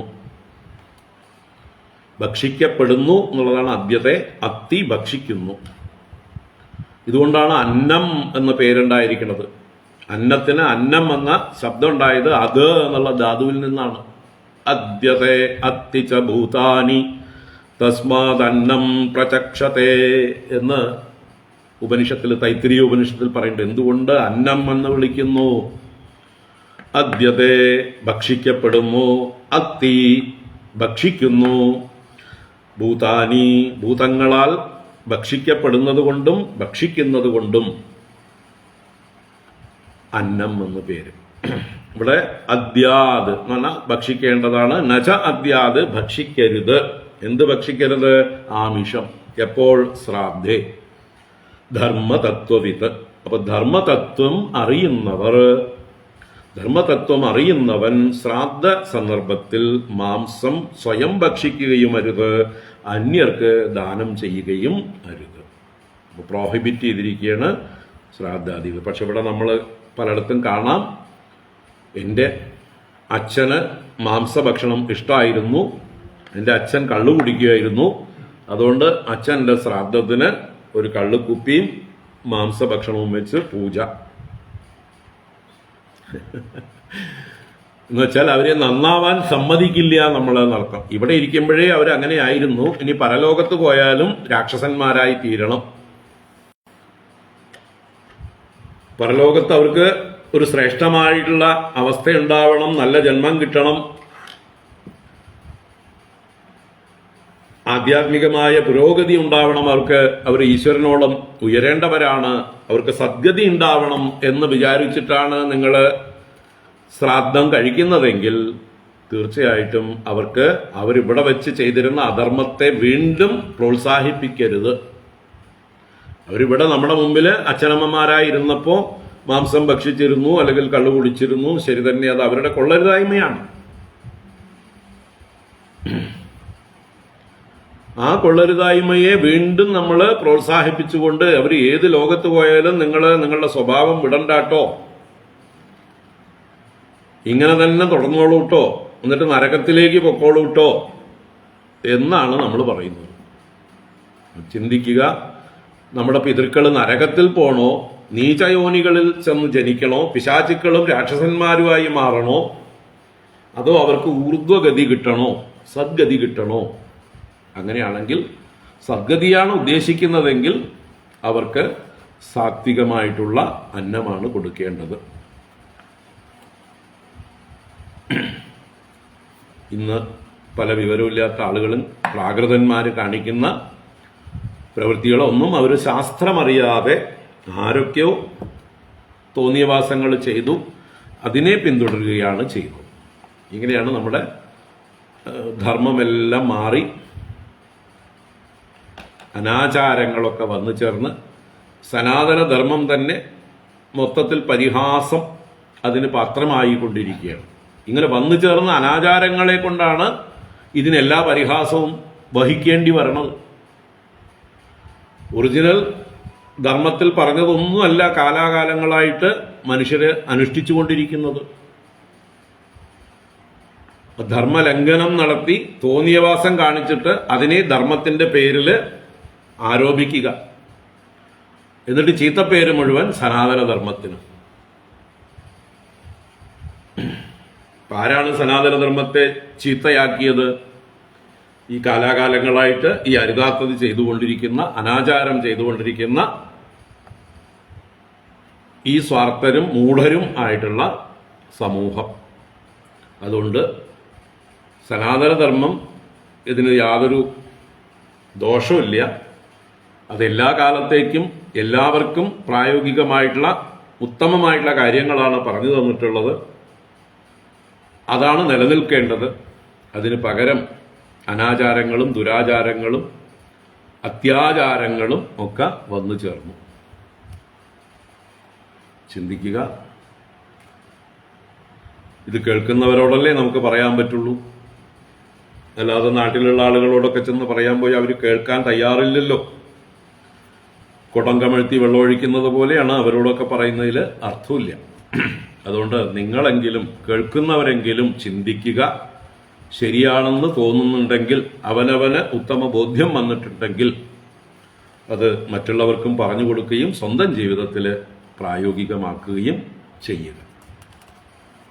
അപ്പോൾ ശ്രാദ്ധാദി അവസരങ്ങളിൽ ആമിഷം ന ദദ്യാത് ന ച അദ്യാത്, അധിക്കുകയും അരുത്, ദാനം ചെയ്യുകയും അരുത്. ധർമ്മതത്വം അറിയുന്നവർ, സനാതനധർമ്മത്തിന്റെ തത്വം എന്ന് പറഞ്ഞാൽ അതിന്റെ യാഥാർത്ഥ്യം, അതിന്റെ യഥാർത്ഥ പൊരുൾ ഉള്ളതുപോലെ അറിയുന്നവർ ഈ വിഡ്ഢിത്തരം ചെയ്യരുത്. മുന്യന്നൈ സ്യാത് പരാപ്രീതി യഥാന പശുഹിംസയാ. പരാപ്രീതി മുന്യന്നൈ സ്യാത്. മുന്യന്നം എന്ന് പറഞ്ഞാൽ മുനികളാൽ ഭുജിക്കപ്പെടുന്ന ലളിതമായ അന്നം കൊണ്ട്, സാത്വികമായ അന്നം കൊണ്ട് പരാപ്രീതി സ്യാത്, പരമമായ പ്രീതി ഉണ്ടാകും. അപ്പൊ പരമമായ പ്രീതി വേണമെങ്കിൽ ഏറ്റവും സാത്വികമായ ലളിതമായ അന്നങ്ങളെ കൊണ്ട് വേണം പിതൃക്കളെ ശ്രാദ്ധാദികളിൽ തർപ്പണം ചെയ്യാൻ. അവർക്ക് ദാനം ചെയ്യേണ്ടത്, പിണ്ഡം ദാനം ചെയ്യേണ്ടത് സാത്വികമായിട്ടുള്ള ലളിതമായിട്ടുള്ള മുന്യന്നം കൊണ്ടാണ്. യഥാ ന പശുഹിംസയാ. ഈ മുനിയന്നം കൊണ്ടുണ്ടാകുന്ന പരമമായ പ്രീതി പശുഹിംസയാ ന എന്നാ പറയുന്നത്. പശുഹിംസ എന്ന് പറഞ്ഞാൽ ജീവജാലങ്ങളെ ഹിംസിച്ച്, ജന്തുക്കളെ ഹിംസിച്ച് അതിന്റെ മാംസം ഭക്ഷിച്ചുകൊണ്ടും ദാനം ചെയ്തുകൊണ്ടും ചെയ്യുന്നതായിട്ടുള്ള ശ്രാദ്ധാദികളിൽ പിതൃക്കൾക്ക് തൃപ്തി ഉണ്ടാവാൻ പോകുന്നില്ല. പിതൃക്കൾ അതൃപ്തരായിരിക്കും. അപ്പൊ പിതൃക്കൾക്ക് അതൃപ്തി ഉണ്ടാക്കണോ, അവരെ അധപ്പതിപ്പിക്കണോ, അവരെ വിഷമിപ്പിക്കണോ, അതോ അവർക്ക് ശ്രേയസ്സുണ്ടാകണോ, അവർക്ക് സദ്ഗതി കിട്ടണോ, ആലോചിക്കുക, അനുസരിച്ച് പ്രവർത്തിക്കുക. അപ്പോൾ പശുഹിംസ കൊണ്ട് ഒരാൾക്കും പ്രീതി ഉണ്ടാവാൻ പോകുന്നില്ല. ഇതാണ് പറഞ്ഞത്. യഥാന പശുഹിംസയാ പ്രീതി പരാപ്രീതി സ്യാത്. പരമപ്രീതി ഉണ്ടാവാൻ പോകുന്നില്ല. അപ്പോ പിതൃക്കളുടെയും ദേവന്മാരുടെയും പ്രീതിക്ക് ഹിംസ നല്ലതല്ല. അഹിംസയാണ് പരമമായിട്ടുള്ള ധർമ്മം. നൈതാദൃശഃ പരോ ധർമ്മോ നൃണാം സദ്ധർമ്മമിച്ഛതാം ന്യാസോ ദണ്ഡസ്യ ഭൂതേഷു മനോവാക്കായജസ്യ യഃ. നൈതാദൃശഃ പരോ ധർമ്മോ നൃണാം സദ്ധർമ്മമിച്ഛതാം ന്യാസോ ദണ്ഡസ്യ ഭൂതേഷു മനോവാക്കായജസ്യ യഃ. സദ്ധർമ്മം ഇച്ഛതാം നൃണാം ഏതാദൃശഃ ധർമ്മഃ പരഃ ന. ഇവിടെ ഏതാദൃശഃ എന്ന് പറഞ്ഞാൽ ഇതുപോലെയുള്ളത്. ഏതുപോലെയുള്ളത്? അഹിംസ പോലെ ഹിംസയില്ലാത്ത, ജന്തുഹിംസയില്ലാത്ത ആ ധർമ്മം, ഏതാദൃശ ധർമ്മ, ഇപ്രകാരമുള്ളതായിട്ടുള്ള ധർമ്മം, പരഹന, മറ്റൊന്നില്ല, അന്യമായിട്ട് മറ്റൊരു ധർമ്മമില്ല. സദ്ധർമ്മം ഇച്ഛതാം നൃണാം, സജ്ജനങ്ങളുടെ അല്ലെങ്കിൽ സത്തായ ധർമ്മത്തെ, ഉത്കൃഷ്ടമായ ധർമ്മത്തെ ഇച്ഛതാം നൃണാം, ഇച്ഛിക്കുന്നവരായ നരന്മാർക്ക്, മനുഷ്യർക്ക്. അപ്പോൾ ശ്രേഷ്ഠമായ ധർമ്മം എന്ന് പറഞ്ഞാൽ എന്താണ്? അവനവന്റെ ശ്രേയസ്സും ലോകത്തിന്റെ ക്ഷേമവുമാണ്. അതിന് വിരുദ്ധമാണ് ഹിംസ. ഹിംസ ചെയ്യുന്നവൻ സ്വയം നശിക്കും, ലോകത്തെയും നശിപ്പിക്കുന്നു. ധർമ്മം എന്ന് പറഞ്ഞാൽ അത് ആത്മനോ മോക്ഷായ ജഗത് ഹിതായ, ജഗതഃ സ്ഥിതികാരണം പ്രാണിനാം സാക്ഷാത് അഭ്യുദയ നിശ്രേയസ ഹേതുഹു. ജഗത്തിന്റെ നിലനിൽപ്പിന് കാരണമായിരിക്കുന്നതും സകല പ്രാണികൾക്കും അഭ്യുദയവും നിശ്രേയസത്തിനും കാരണമാകുന്നതുമായിട്ടുള്ള ആചരണത്തിനെയാണ് ധർമ്മം എന്ന് പറയുന്നത്. അപ്പോ ഈ ലോകത്തിന് സൗഖ്യമുണ്ടാവണം, അവനവനും സൗഖ്യമുണ്ടാകണം, അതാണ് ഉദ്ദേശ്യം എങ്കിൽ സദ്ധർമ്മം ഇച്ഛതാം നൃണാം, സദ്ധർമ്മം ഇച്ഛിക്കുന്നതായിട്ടുള്ള നരന്മാർക്ക് ഇതുപോലെ അഹിംസയോടുകൂടിയതായിട്ടുള്ള ധർമ്മമാണ് ഉത്തമം, അല്ലാതെ മറ്റൊരു ധർമ്മം ഇല്ല. ഏതാദൃശ ധർമ്മ പരഹ ന ഭൂതേഷു മനോവാക്കായജസ്യ ദണ്ഡസ്യ ന്യാസഃ. അഹിംസയെ വ്യാഖ്യാനിച്ചതാണ് ഭൂതേഷു, ഭൂതങ്ങൾക്ക്, ഭൂതങ്ങളുടെ നേർക്ക്, പ്രാണികളുടെ നേർക്ക്, മനോ വാക്കായജസ്യ ദണ്ഡസ്യ ന്യാസഃ. ന്യാസഃ എന്ന് പറഞ്ഞാൽ ത്യാഗം, ന്യസിക്കുക എന്ന് പറഞ്ഞാൽ ഉപേക്ഷിക്കുക. അപ്പൊ എന്താണ് ഉപേക്ഷിക്കേണ്ടത്? ദണ്ഡം. ദണ്ഡം എന്ന് പറഞ്ഞാൽ നമ്മൾ അങ്ങോട്ട് ദണ്ഡിക്കുന്നത്, ഉപദ്രവിക്കുന്നത്, ശിക്ഷിക്കുന്നത്, ഹിംസിക്കുന്നതിന്റെ ന്യാസം. നമ്മൾ അങ്ങോട്ട് ദണ്ഡിക്കുന്നു, അവർക്കതിന്റെ ദണ്ണം ഉണ്ടാകുന്നു. അല്ലേ? നമ്മൾ മലയാളികൾ ദണ്ണം എന്ന് പറയും. എന്താ ദണ്ണം? ദണ്ണം എന്ന് പറഞ്ഞാൽ പീഡ. അപ്പൊ നമ്മൾ അങ്ങോട്ട് ജന്തുക്കളെ പീഡിപ്പിക്കുന്നു, അവർ പീഡിതരായിത്തീരുന്നു. അപ്പോ എങ്ങനെയാണ് നമ്മൾ പീഡിപ്പിക്കുന്നത്? 3 രൂപത്തില്. മനോ വാ കായജം. ദണ്ഡിക്കാൻ മനസ്സിൽ നമ്മൾ ഒരു ജന്തുവിനെ ഹിംസിക്കണം എന്ന് വിചാരിക്കുന്നത് വലിയൊരു പാപമാണ്, ഹിംസയാണ്. മനസ്സുകൊണ്ട് പോലും ചിന്തിക്കാതിരിക്കണം. വാക്കുകൊണ്ട് ഒരാളെ വേദനിപ്പിക്കുന്നത് ഹിംസയാണ്. കായജം എന്ന് പറഞ്ഞാൽ ശരീരം കൊണ്ട് ചെയ്യുന്നത്. അപ്പോൾ മനോജം വാക്കിൽ നിന്ന് ജനിക്കുന്നത്, കായത്തിൽ നിന്ന് ജനിക്കുന്നത്, ഇങ്ങനെ 3 കരണങ്ങളെ കൊണ്ടും മറ്റുള്ളവരെ, ജീവജാലങ്ങളെ ദണ്ഡിക്കാതിരിക്കുന്നതാണ്, ദണ്ഡം ഉപേക്ഷിക്കുന്നതാണ് ഏറ്റവും ശ്രേഷ്ഠമായ ധർമ്മം. ഇതിനേക്കാൾ ശ്രേഷ്ഠമായൊരു ധർമ്മമില്ല. അഹിംസ പരമോ ധർമ്മ. ഇതാണ് സനാതനധർമ്മം. അല്ലാതെ അഹിംസ പരമോ ധർമ്മ എന്ന് ശ്രീബുദ്ധനിൽ നിന്ന് പഠിച്ചതൊന്നുമല്ല നമ്മൾ. ശ്രീബുദ്ധൻ ഇതിൻ്റെ ഒരു ഭാഗം മാത്രമായിരുന്നു. സനാതനധർമ്മത്തിന്റെ ഒരു ഓഫ് സ്പ്രൗട്ട്, ഇതിൽ നിന്ന് മുളച്ചുണ്ടായ ഒരു സന്തതിയാണ് ശ്രീബുദ്ധൻ. അല്ലാതെ ബുദ്ധന്റെ പുതിയ കണ്ടുപിടുത്തമൊന്നുമല്ല അഹിംസ എന്നുള്ളത്. അഹിംസ എന്നുള്ളത് വേദത്തിന്റെ ധർമ്മമാണ്, സനാതനധർമ്മമാണ്. അത് തന്നെയാണ് പരമധർമ്മം. അഹിംസ പരമോ ധർമ്മ. ആരെയും വാക്കുകൊണ്ടോ മനസ്സുകൊണ്ടോ പ്രവൃത്തി കൊണ്ടോ ഹിംസിക്കാതിരിക്കുന്നത് നമ്മളെ ഈശ്വരൻ്റെ അടുത്തേക്ക് എത്തിക്കാനുള്ള സാധനയാണ്. കാരണം ഈ പ്രപഞ്ചം മുഴുവൻ ഈശ്വരനാണ് എന്ന് കാണണം. ആരോടെങ്കിലും നമ്മുടെ ഉള്ളിൽ ഏതെങ്കിലും തരത്തിലുള്ള ദ്വേഷമോ അല്ലെങ്കിൽ ഹിംസാഭാവമോ ശേഷിക്കുന്നുണ്ടെങ്കിൽ അത് നമ്മളിൽ നിന്ന് വേറിട്ട് നിൽക്കുന്നു, ഈശ്വരനിൽ നിന്ന് വേറിട്ട് നിൽക്കുന്നു, ഭേദഭാവന ഉണ്ടാക്കുന്നു. ഇപ്പൊ ഭേദഭാവന പോകണമെങ്കിൽ എല്ലാം ഈശ്വരനായി കാണണം. എല്ലാം ഈശ്വരനായി കാണുന്നവർക്ക് മാത്രമേ മോക്ഷം എന്നുള്ള അവസ്ഥ, ആത്മസാക്ഷാത്കാരം എന്നുള്ളതായിട്ടുള്ള അവസ്ഥ സാധ്യമാവുകയുള്ളൂ. അപ്പൊ അതിലേക്കുള്ള സാധനയാണ് അഹിംസ.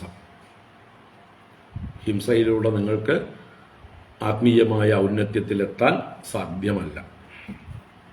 അപ്പം നൈതാദൃശ പരോധർമ്മോ നൃണാം സദ്ധർമ്മമിച്ഛതാം ന്യാസോ ദണ്ഡസ്യ ഭൂതേഷു മനോവാക്കായജസ്യ. ഭൂതങ്ങളെ ഹിംസിക്കാതിരിക്കുന്നത്, ദണ്ഡിക്കാതിരിക്കുന്നതാണ് പരമമായിട്ടുള്ള ധർമ്മം. ഇതുപോലെ ഒരു പരമമായിട്ടുള്ള ധർമ്മം ഇല്ല. അതുകൊണ്ട് ശ്രാദ്ധാദികൾ, അതുപോലെ ദൈവയജ്ഞങ്ങൾ, അങ്ങനെയുള്ളതിൽ ഹിംസ ഉപേക്ഷിക്കുന്നതാണ് ഉത്തമം. ഏകേ കർമ്മമയാൻ യജ്ഞാൻ ജ്ഞാനിനോ യജ്ഞവിത്തമാഹ ആത്മസംയമനേ അനീഹ ജുഹ്വതി ജ്ഞാനദീപിതേ. ഏകേ കർമ്മമയാൻ യജ്ഞാൻ ജ്ഞാനിനോ യജ്ഞവിത്തമാഹ ആത്മസംയമനേ അനീഹ ജുഹ്വതി ജ്ഞാനദീപിതേ. ഏകേ എന്ന് പറഞ്ഞാൽ ഒരു ചിലർ, വളരെ ചുരുക്കം ചിലർ. എങ്ങനെയുള്ളവരാണ് അവര്? യജ്ഞവിത്തമാഹ. ഏകേ ജ്ഞാനിനഃ യജ്ഞവിത്തമാഹ. യജ്ഞത്തിന്റെ തത്വം അറിയുന്നവരിൽ വെച്ച് ശ്രേഷ്ഠന്മാർ. യജ്ഞവിത്തുക്കൾ എന്നാൽ യജ്ഞതത്വം അറിയുന്നവർ, അതിൽ വെച്ച് തമന്മാർ, ഉത്തമന്മാർ. ഇപ്പൊ യജ്ഞസ്വരൂപം എന്താണെന്ന് ശരിയായി അറിയുന്നവർ. എന്താണ് യജ്ഞസ്വരൂപം? യജ്ഞോ വൈ വിഷ്ണു, ഈശ്വരൻ തന്നെയാണ് ഈ പ്രപഞ്ചം എന്നുള്ള ബോധമാണ് യജ്ഞം.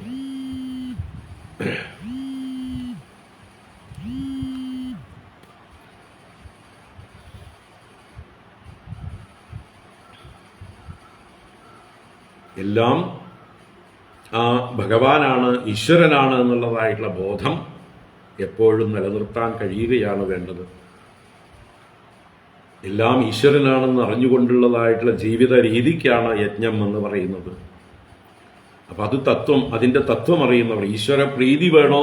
ആരെയും വേദനിപ്പിക്കാതിരിക്കുക. ഇതാണ് യജ്ഞത്തിന്റെ തത്വം. ഇതറിയുന്നവരാണ് യജ്ഞവിത്തമന്മാർ. യജ്ഞസ്വരൂപത്തെ അറിയുന്ന ഏകേ ജ്ഞാനിനഃ, ചില ജ്ഞാനികള് കർമ്മമയാൻ യജ്ഞാൻ ജ്ഞാനദീപിതേ ആത്മസംയമനേ അനീഹാഹ ജുഹ്വതി.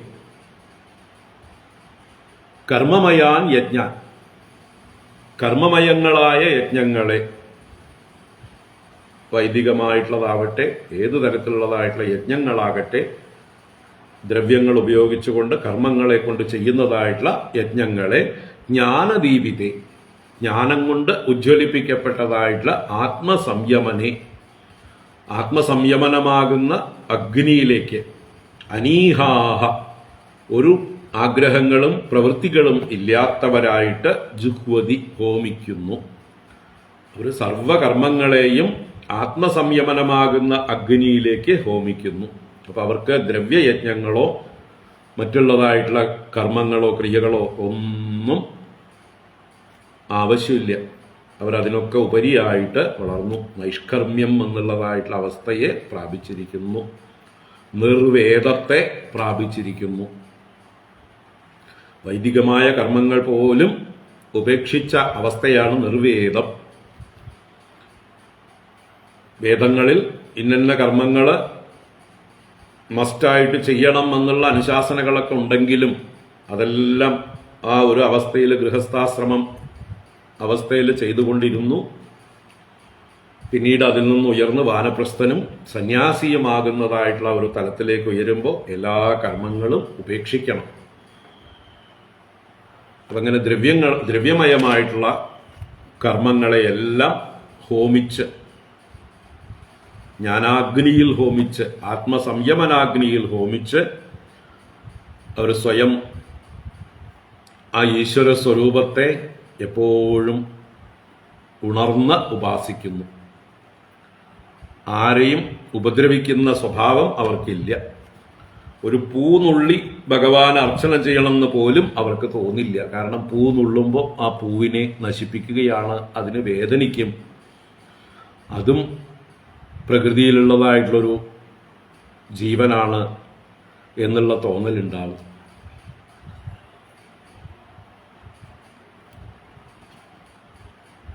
പ്രകൃതിയിലുള്ള ഒരു ദ്രവ്യവും ഈശ്വരന് സമർപ്പിക്കേണ്ടതില്ല കാരണം എല്ലാം ഈശ്വരൻ്റേതാണ്, ഈശ്വര സ്വരൂപമാണ്. ഈ ഒരു അവസ്ഥയിലേക്ക് എത്തിയ ആൾക്ക് പിന്നെ കർമ്മങ്ങളൊന്നും ഇല്ല.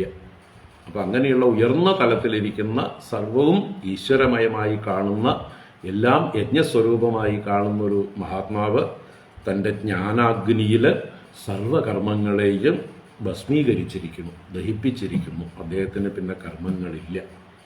ആ അവസ്ഥയിലേക്കാണ് നമ്മൾ ഓരോരുത്തരും എത്തിച്ചേരേണ്ടത്. അവിടെ പിന്നെ കർത്തവ്യങ്ങളൊന്നും ഇല്ല. ശാസ്ത്രങ്ങൾ ആ ഒരു അവസ്ഥയിലേക്ക് ഉയരാത്ത ആളുകളെ ഉദ്ദേശിച്ചിട്ടാണ് പലതും വിധിച്ചിരിക്കുന്നത്. യാവത് ജീവേത് അഗ്നിഹോത്രം ജുഹുയാത് മുതലായിട്ടുള്ള വേദവിധികളെല്ലാം ഏറ്റവും താഴ്ന്ന തലത്തിലുള്ള തുടക്കക്കാരായിട്ടുള്ള ആധ്യാത്മിക സാധകന്മാർക്ക് ഉള്ളതാണ്.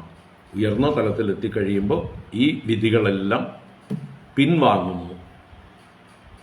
ഒന്നും ബാധകമല്ല, എല്ലാറ്റിനും അപ്പുറത്തേക്ക് കടന്നിരിക്കുന്നു. പോൾ വാൾട്ട് കൊണ്ട് ഉയർന്നു പൊങ്ങി പിന്നീട് ആ പോളിനെയും ഉപേക്ഷിച്ചുകൊണ്ട് അപ്പുറത്തേക്ക് ചാടുന്ന ആ പോൾ വാൾട്ട് ജമ്പറെ പോലെ തന്നെ ഉയർത്താൻ സഹായിച്ച് ആ പോളിനെ ഉപേക്ഷിക്കുന്ന ലാഘവത്തോടെ ഈ ഒരു ജ്ഞാനി തൻ്റെ കർമ്മങ്ങളെയെല്ലാം ഉപേക്ഷിക്കുന്നു. അതാണ് ഏറ്റവും ഉയർന്ന യജ്ഞം എന്ന് പറയുന്നത്. എല്ലാം യജ്ഞസ്വരൂപനായ ഈശ്വരനാണ് എന്നുള്ള ബോധം നിരന്തരമായി നിർത്തി ആരെയും മനസാ വാച കർമ്മണ ദ്രോഹിക്കാനുള്ള ചിന്ത ഇല്ലാതിരിക്കുക, എല്ലാവരെയും ആവുന്നത്ര സേവിക്കുക, സഹായിക്കുക, പൂജിക്കുക. ഈ ഒരു ആറ്റിറ്റ്യൂഡാണ് യഥാർത്ഥ യജ്ഞം. അതാണ് യജ്ഞവിത്തമന്മാരുടെ അവസ്ഥ. ഏകേ കർമ്മമയാൻ യജ്ഞാൻ ജ്ഞാനിനോ യജ്ഞവിത്തമാഹ ആത്മസംയമനേ അനീഹ ജുഹ്വതി ജ്ഞാനദീപിതേ. ദ്രവ്യയജ്ഞൈര്യക്ഷ്യമാണം ദൃഷ്ട്വാ ഭൂതാനി ബിഭ്യതി യേഷമാ കരുണോ ഹന്യാത് അതജ്ഞോ ഹ്യസുതൃപ്ധ്രുവം. ദ്രവ്യയജ്ഞൈര്യക്ഷ്യമാണം ദൃഷ്ട്വാ ഭൂതാനി ബിഭ്യതി യേഷമാ കരുണോ ഹന്യാത് അതജ്ഞോ ഹ്യസുതൃപ്ധ്രുവം. ദ്രവ്യയജ്ഞൈര്യക്ഷ്യമാണം ദൃഷ്ട്വാ ഭൂതാനി ബിഭ്യതി. ഭൂതാനി എന്ന് പറഞ്ഞാൽ ചുറ്റുമുള്ള ജീവജാലങ്ങള് ബിഭ്യതി ഭയപ്പെടുന്നു. ആരെ ദൃഷ്ട്വാ കണ്ടിട്ട്? ദ്രവ്യയജ്ഞൈഹി യക്ഷ്യമാണ്. ദ്രവ്യയജ്ഞങ്ങളെ കൊണ്ട് യജിക്കുന്നവനെ, ഈശ്വരാരാധന ചെയ്യുന്നവനെ കണ്ടിട്ട് മറ്റു ജീവജാലങ്ങളൊക്കെ ഭയപ്പെടുന്നു. ഇവൻ ഓരോ ദ്രവ്യങ്ങളും എടുത്ത് അഗ്നിയിലേക്ക് സ്വാഹ സ്വാഹ സ്വാഹ എന്ന് പറഞ്ഞ് ഹോമിക്കുമ്പോൾ അത് കാണുന്ന ജീവരാശികള് മാറി നിന്ന് ഭയപ്പെടുന്നു. എന്താ കാരണം? ഏഷ മാ അകരുണോ ഹന്യാത് അതജ്ഞോ ഹി അസുതൃപ്ധ്രുവം. അതാണ് അവരുടെ ഉള്ളിലുള്ളതായിട്ടുള്ള ചിന്ത. ഏഷഹ എന്ന് പറഞ്ഞാൽ ഇവൻ, ഈ യജ്ഞം ചെയ്യുന്നവൻ, ദ്രവ്യയജ്ഞങ്ങളെ കൊണ്ട് യജ്ഞം ചെയ്യുന്ന ഇവനുണ്ടല്ലോ, അകരുണഹ, ഒരു കരുണയുമില്ലാത്തവനാണ്. അവന്റെ സ്വാർത്ഥത കൊണ്ട് പല കാമനകളോട് കൂടിയിട്ടാണ് ഈ ദ്രവ്യങ്ങളെയൊക്കെ ഹവിസാക്കി സമർപ്പിച്ചുകൊണ്ട് ഈശ്വരാരാധന ചെയ്യുന്നത്.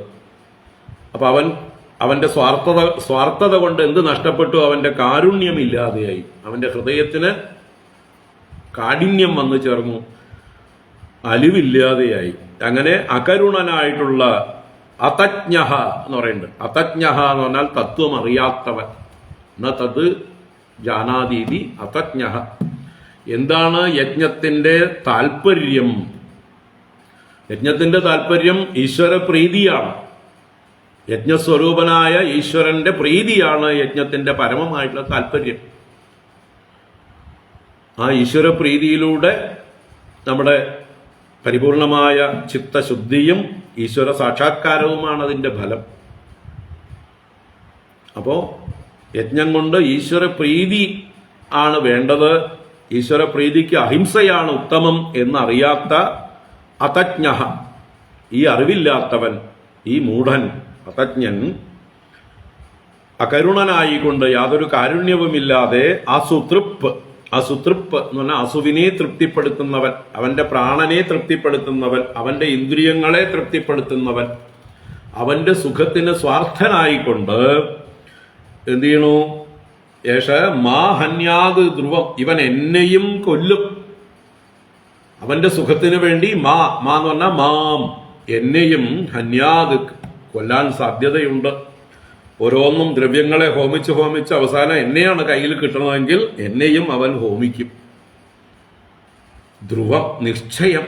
ഇതി ഭൂതാനി ബിഭ്യതി, ഇങ്ങനെ കരുതിക്കൊണ്ട് ചുറ്റുമുള്ളതായിട്ടുള്ള ഭൂതങ്ങൾ എന്ന് പറഞ്ഞാൽ സസ്യജാലങ്ങൾ അടക്കം പ്രകൃതിയിലുള്ളതായിട്ടുള്ള ഏത് ദ്രവ്യങ്ങളും പേടിക്കുകയാണ്. ഇപ്പം അവൻ ഇന്ന ചമത കൊണ്ട് നെയ്യ് മുക്കി ഒഴിക്കുന്നു, ഇനി അവൻ എന്നെയും ചമതയാക്കി ഹവിസായിട്ട് ഇതിൽ സമർപ്പിക്കും എന്ന് ചുറ്റും നിൽക്കുന്നതായിട്ടുള്ള വൃക്ഷലതാദികളൊക്കെ പേടിച്ചു എന്ന് വരും. എല്ലാവർക്കും ഇവനെ കാണുമ്പോൾ പേടിയാവും. കാരണം ഇവൻ ഭൂതങ്ങളെ ദ്രോഹിക്കുന്നവനാണ്, സ്വന്തം സ്വാർത്ഥതയ്ക്ക് വേണ്ടി ഭൂതങ്ങളെയൊക്കെ ഉപയോഗിക്കുന്നവനാണ്. അവന്റെ ഹൃദയം കഠിനമായി തീർന്നിരിക്കുന്നു, അവന്റെ അലിവില്ലാതായിരിക്കുന്നു. അപ്പൊ ആർക്കാണോ ഹൃദയത്തിൽ അലിവുള്ളത് അവര് ഈ ഭൂതദ്രോഹങ്ങളിൽ നിന്ന് പിന്തിരിയും. എല്ലാ കർമ്മമയമായിട്ടുള്ള ദ്രവ്യമയമായിട്ടുള്ള യജ്ഞങ്ങളിൽ നിന്ന് പതുക്കെ അവൻ പിന്തിരിഞ്ഞ് മനസ്സുകൊണ്ട് എല്ലാം ഈശ്വരന് സമർപ്പിക്കുന്നവനായി തീരും. അതുകൊണ്ടാണ് ദ്രവ്യയജ്ഞങ്ങളെക്കാൾ, ദ്രവ്യം കൊണ്ട് ചെയ്യുന്ന പൂജകളെക്കാൾ മാനസ പൂജയാണ് ഉത്തമം. ആ മാനസ പൂജയ്ക്ക് ഒരു ദ്രവ്യങ്ങളുടെയും അപേക്ഷയില്ല. നമ്മുടെ മനസ്സിന്റെ ഏകാഗ്രത മാത്രമേ വേണ്ടൂ. മനസ്സ് പൂർണ്ണമായിട്ട് ഈശ്വരന്റെ നേരെ നിർത്തിക്കൊണ്ട് ആ മാനസ പൂജ ചെയ്യാം. മാനസ പൂജയ്ക്ക് നേരിൽ ചെയ്യുന്ന ദ്രവ്യങ്ങളെ കൊണ്ട് ചെയ്യുന്ന മൂർത്തി പൂജയേക്കാൾ മഹത്വമുണ്ട്. ആധ്യാത്മികമായി നമ്മളെ ഉയർത്തുന്നതാണ്. ആധ്യാത്മികമായിട്ടുള്ള ഉയർവാണ് വേണ്ടതെങ്കിൽ, ശാന്തിയാണ് വേണ്ടതെങ്കിൽ ഇങ്ങനെയുള്ളൊരു ചിന്തയാണ് നമ്മുടെ ഉള്ളിൽ വളർന്നു വരേണ്ടത്. അപ്പോൾ ഇങ്ങനെ ദ്രവ്യയജ്ഞങ്ങളെ കൊണ്ട് ഹോമിക്കുന്ന ആളുകളെ കാണുമ്പോൾ ചുറ്റുപാടുള്ള ജീവരാശികൾ, സസ്യജാലങ്ങൾ എല്ലാം ഭയപ്പെടുന്നു. ഇവൻ എന്നെയും കൊല്ലുവല്ലോ എന്ന് കരുതുന്നു. ദ്രവ്യയജ്ഞൈര്യക്ഷ്യമാണം ദൃഷ്ട്വാ ഭൂതാനി ബിഭ്യതി ഏഷമാ അകരുണോ ഹന്യാത് അധജ്ഞോ ഹ്യസുതൃപ് ധ്രുവം. അസുതൃപ്പാണ് അവൻ. അസുതൃപ്പ് ഇന്ദ്രിയ പ്രീതിക്ക് വേണ്ടി പ്രവർത്തിക്കുന്നവൻ, അസുവിനെ തൃപ്തിപ്പെടുത്തുന്നവൻ. തസ്മാത് ദൈവോപപന്നേന മുന്യന്നേനാഭിധർമ്മവിത് സന്തുഷ്ടോ അഹരഃ കുര്യാത് നിത്യനൈമിത്തികീ ക്രിയാഃ. തസ്മാത് ദൈവോപപന്നേന മുന്യന്നേനാഭിധർമ്മവിത് സന്തുഷ്ടോ അഹരഃ കുര്യാത് നിത്യനൈമിത്തികീ ക്രിയാഃ. ഇപ്പോ കുറെ വിചാരം ചെയ്ത് അവസാനം കൺക്ലൂഷൻ പറയണം. ഇത്രയും പറഞ്ഞതിൽ നിന്ന് നമ്മൾ എന്താണ് ഒരു നിശ്ചയം ഉണ്ടാവേണ്ടത് നമ്മുടെ ഉള്ളില്? തസ്മാത്, അതുകൊണ്ട് ദൈവോപപന്നേന മുന്യന്നേനാപി ധർമ്മവിത് സന്തുഷ്ടഃ അഹരഃ കുര്യാത് നിത്യനൈമിത്തികീ ക്രിയാഃ. നിത്യനൈമിത്തികീഹി ക്രിയാഃ, നമ്മൾ നിത്യവും ചെയ്യേണ്ടതും നൈമിത്തികമായി ചെയ്യേണ്ടതുമായിട്ടുള്ള കർമ്മങ്ങളെല്ലാം അഹരഹ കുര്യാത്, ചെയ്യേണ്ടത് മുടക്കമൊന്നും വേണ്ട. അന്നന്നാള് ചെയ്യേണ്ടത് അന്നന്നാള് ചെയ്യണം, മുടങ്ങാതെ ചെയ്യുന്നു. നിത്യനൈമിത്തിക ക്രിയകളെല്ലാം അഹരഹ ചെയ്യേണ്ടതാണ്. എങ്ങനെ? ദൈവോപപന്നേന മുന്യന്നേന സന്തുഷ്ടഃ. ദൈവോപപന്നം എന്ന് പറഞ്ഞാൽ ഈശ്വര അനുഗ്രഹത്താൽ വന്നു ചേരുന്നത്, യദൃച്ഛാലാഭത്തിൽ ചേരുന്നത്, സ്വതസിദ്ധമായിരിക്കുന്നത്, പ്രകൃതിയെ അധികം ദ്രോഹിക്കാതെ വന്നു ചേരുന്നത്, വെട്ടിപ്പിടിക്കാതെ വന്നു ചേരുന്നത്, ആക്രമിക്കാതെ വന്നു ചേരുന്നത്. അതാണ് ദൈവോപപന്നം.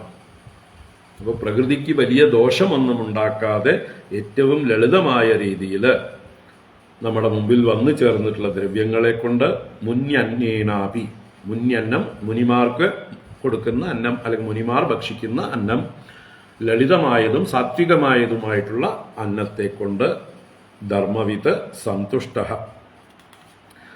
ആ സന്തോഷിച്ച ധർമ്മവിത്ത്, മുന്യന്നം കൊണ്ട് സന്തോഷിക്കുന്ന ധർമ്മമറിഞ്ഞവൻ അവൻ നിത്യവും അഹരഹ നിത്യനൈമിത്തികീക്രിയാഹ കുര്യാത്, നിത്യനൈമിത്തിക ക്രിയകളെ ചെയ്യേണ്ടതാണ്. അപ്പോൾ അഹിംസ പരമോ ധർമ്മ എന്നുള്ളത് ഈ കർമ്മങ്ങൾ ചെയ്യുന്ന യജമാനനും വേണം, സ്വീകരിക്കുന്ന ദാനം സ്വീകരിക്കുന്നതായിട്ടുള്ള ദ്വിജന്മാർക്കും ആ ഭാവം ഉണ്ടാവണം. അപ്പോഴേ അവരും സന്തോഷിക്കുള്ളൂ, അല്ലേ? അവർക്ക് ആ ഭാവം ഇല്ലെങ്കിൽ, അവർ സന്തുഷ്ടരല്ലെങ്കിൽ, അവർ ധർമ്മവിത്തുക്കളല്ലെങ്കിൽ എന്തു കൊടുത്താലും അവർക്ക് മതിയാവില്ല. അയ്യേ, എന്നെ ശ്രാദ്ധത്തിന് വിളിച്ചിട്ട് എനിക്ക് ഒന്നും തന്നില്ല, ഉപ്പില്ലാത്ത ചോറും വിഭവസമൃദ്ധമല്ലാത്ത കാര്യങ്ങളൊക്കെയാണ് തന്നത്, ലളിതമായിട്ടുള്ള ഭക്ഷണമാണ് തന്നതെന്ന് പറഞ്ഞ് കംപ്ലൈന്റ് പറയുന്നത് ആരാണ്? ഈ തത്വം, ഈ ധർമ്മം അറിയാത്ത ബ്രാഹ്മണ വേഷധാരികളായിരിക്കുന്ന ആളുകൾ. യഥാർത്ഥ, അതിനാണ് പറഞ്ഞത് മുമ്പേ തന്നെ, ജ്ഞാനികളായിരിക്കുന്ന ബ്രാഹ്മണർക്ക് വേണം ഇങ്ങനെയുള്ള ദാനങ്ങളൊക്കെ ചെയ്യാൻ. ജ്ഞാനനിഷ്ഠന്മാരായിട്ടുള്ളവർക്ക് ചെയ്താൽ അവർക്കറിയാം ഇതിന്റെ തത്വം ഏറ്റവും ലളിതമായതുകൊണ്ട് അവർ സന്തോഷിക്കുന്നു, അവർ കുറ്റം പറയുകയില്ല. അപ്പൊ രണ്ടു കൂട്ടരും സന്തോഷിക്കണം, കൊടുക്കുന്ന ആളും സ്വീകരിക്കുന്ന ആളും ഈ ലളിതമായിട്ടുള്ള ധർമ്മം കൊണ്ട് സന്തോഷിക്കുന്നു. തസ്മാത് ദൈവോപപന്നേന മുന്യന്നേനാപി ധർമ്മവിത് സന്തുഷ്ടോ ഹരഃ കുര്യാത് നിത്യനൈമിത്തികീ ക്രിയാ. ഇങ്ങനെ ഒരു 6 ശ്ലോകങ്ങളെ കൊണ്ട് ഒരു ചെറിയ പ്രകരണം, അഹിംസ പരമോ ധർമ്മ എന്നുള്ള തത്വം ഉറപ്പിക്കാനായിക്കൊണ്ട് നമ്മുടെ നിത്യനൈമിത്തിക കാര്യങ്ങളിലൊക്കെ ആ ബോധത്തോടുകൂടെ വേണം പ്രവർത്തിക്കാനെന്ന് പറഞ്ഞു. ഇനി ധർമ്മത്തെ നമ്മൾ തെറ്റായി ഉപയോഗിക്കുന്ന, വ്യാഖ്യാനിക്കുന്ന പല രീതികളുണ്ട്. അതിനെയാണ് വിസ്തരിച്ച് പ്രതിപാദിക്കാൻ പോണു. വിധർമ്മഃ പരധർമ്മശ്ച ആഭാസ ഉപമാ ഛലഃ അധർമ്മശാഖാ പഞ്ചേമ ധർമ്മജ്ഞോ അധർമ്മവത്യജേത്.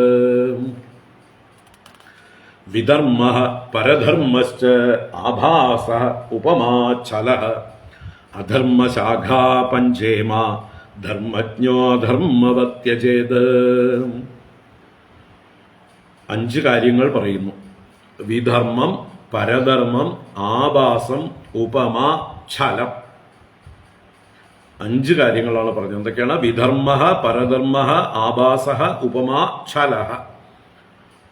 ഇതിനെ പഞ്ചഇമ അധർമ്മശാഖാഹ, പഞ്ചേമ എന്ന് പറയുന്നത് പഞ്ചഇമ, ഇമ എന്ന് പറഞ്ഞാൽ ഇവകൾ. എത്ര എണ്ണം? 5. ഈ 5 എണ്ണം അധർമ്മശാഖാഹ, അധർമ്മം എന്ന വൃക്ഷത്തിന്റെ ശാഖകളാകുന്നു. അപ്പൊ ഇത് 5ഉം അധർമ്മം തന്നെയാകുന്നു എന്നർത്ഥം. വിധർമ്മവും അധർമ്മം, പരധർമ്മവും അധർമ്മം, ആഭാസവും ഉപമയും ഛലവും അധർമ്മശാഖകളാകുന്നു. ധർമ്മജ്ഞഃ അധർമ്മവത് ത്യജേത്.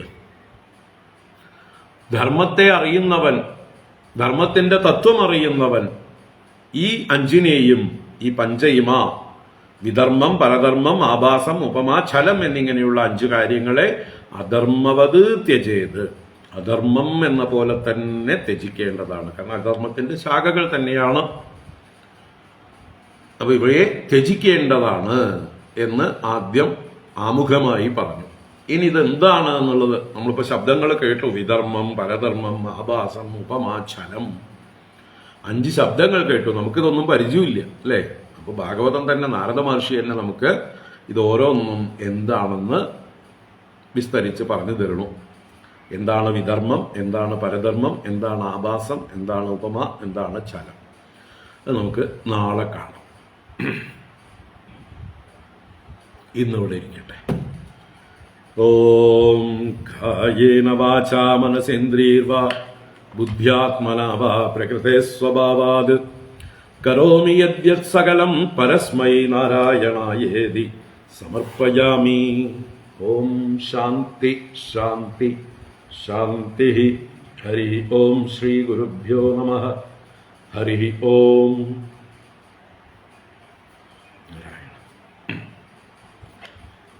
നാളെ തുടരാം. എല്ലാവർക്കും ശുഭദിനം ആശംസിക്കുന്നു.